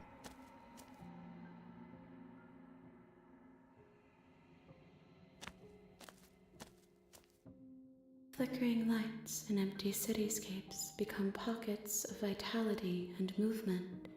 I am more than I was before. Whenever you are ready, I will wipe your slate clean once again.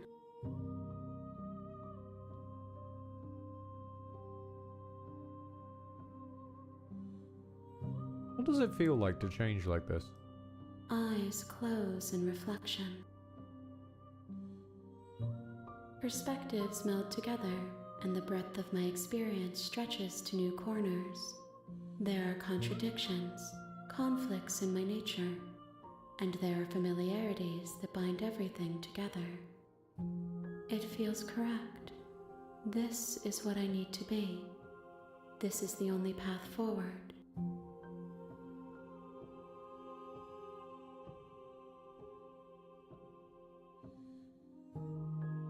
See, my last theory was like doing something a bit more Stanley Parable of like she as a concept is the end of the game. Anytime she leaves the cabin by any means, the world resets and starts over, yada yada yada. But that isn't the direction we've gone, and I really like that. We're doing this weird like perspectives collectathon thing, and it's cool. What do you want me to bring you next time? Gifts aren't what someone tells you to bring them. No, but you might enjoy something. My joy is in seeing what you choose. There are no wrong answers, and every perspective illuminates my shadows and shares new secrets. That second part I agree with. With there are no wrong answers, I slightly take issue with that, because I'm not going to be able to revisit the stranger. And I didn't meet the stranger.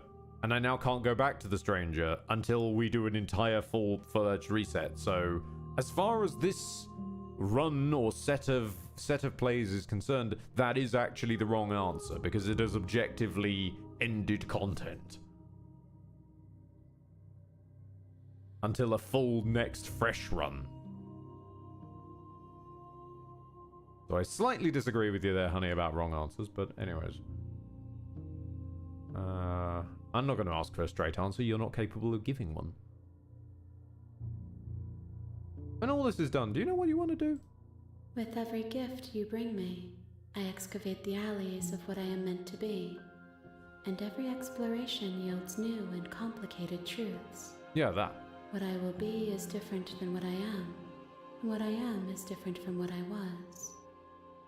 I cannot tell you what desires I will hold when I have changed. Entirely fair. But in this moment, all I want is to know myself and to know you.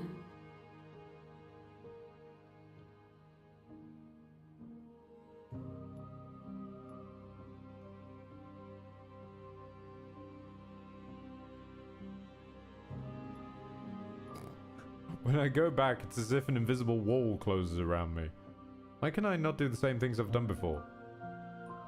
Those paths lead to worlds you've already seen, and to perspectives I have already made my own. They are useless to us now, inaccessible. The only paths of value are those that are yet untread.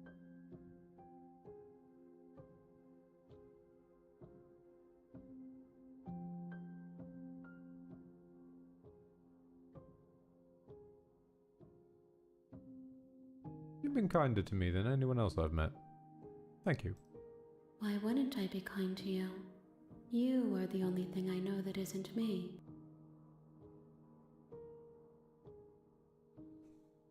I mean, many people are unkind by default to things that aren't them.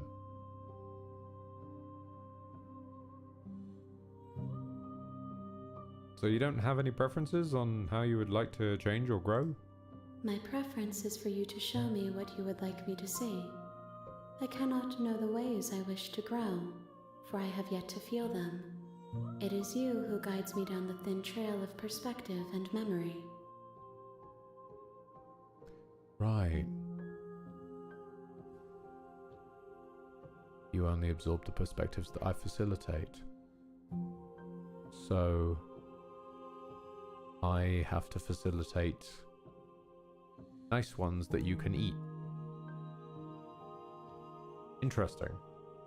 Because hateful ones I'm sure would also change you hateful.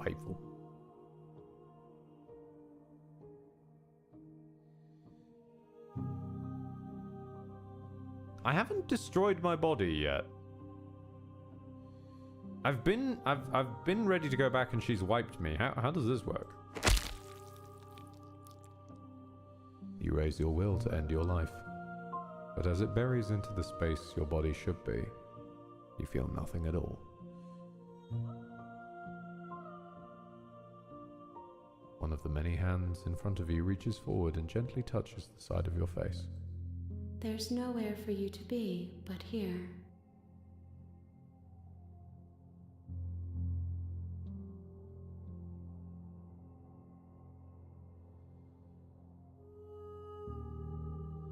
How many more vessels do you need?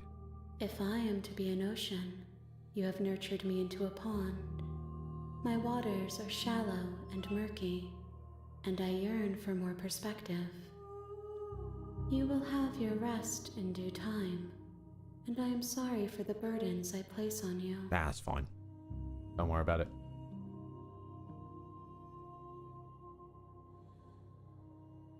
What do you feel about me? The vessels I've been bringing you, I've hurt them. The vessels are shaped by memories of you, but they are drawn to the edge of the long quiet. To them you are a gate to something more, but they are only thoughts and perspectives. They are not me. The wounds they've suffered carve texture around my heart. Without them, I would be as I was before. I would be alone and without sensation. I could not feel the joy of having you by my side, for I would not know your absence. Hang on a minute, Garink. So he tried fleeing and relented? No, that hasn't happened yet. Every time I've fleed, I've kept going with that theme. Fled. Fleed?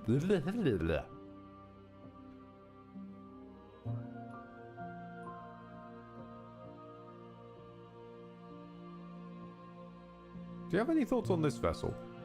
This one is passion betrayed, but even in the end, her love never faded. She will make for a bright heart.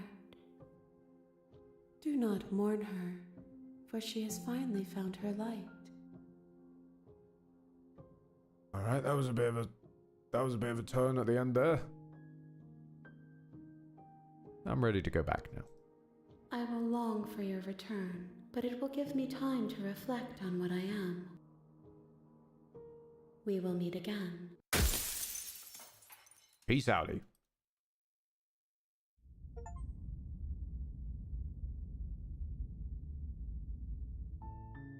You're on a path in the woods, and at the end of that path is a cabin.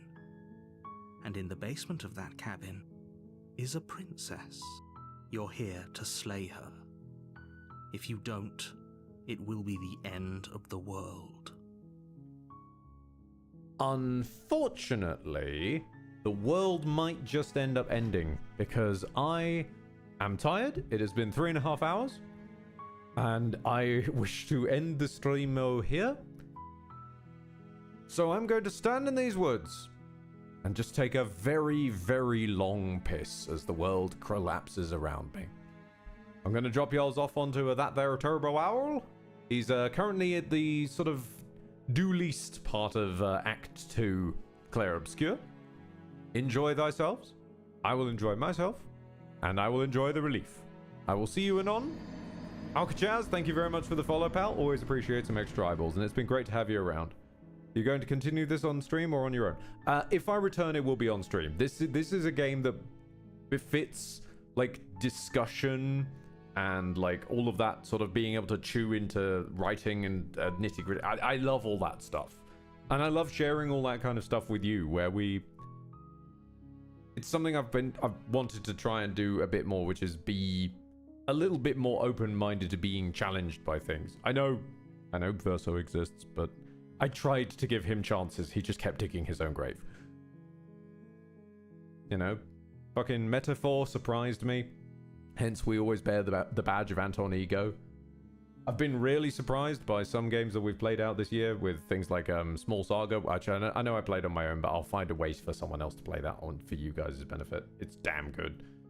And yeah, I love this. I love this kind of stuff. Hell, even Yakuza 3 surprised me. I like Haruka now. What the fuck?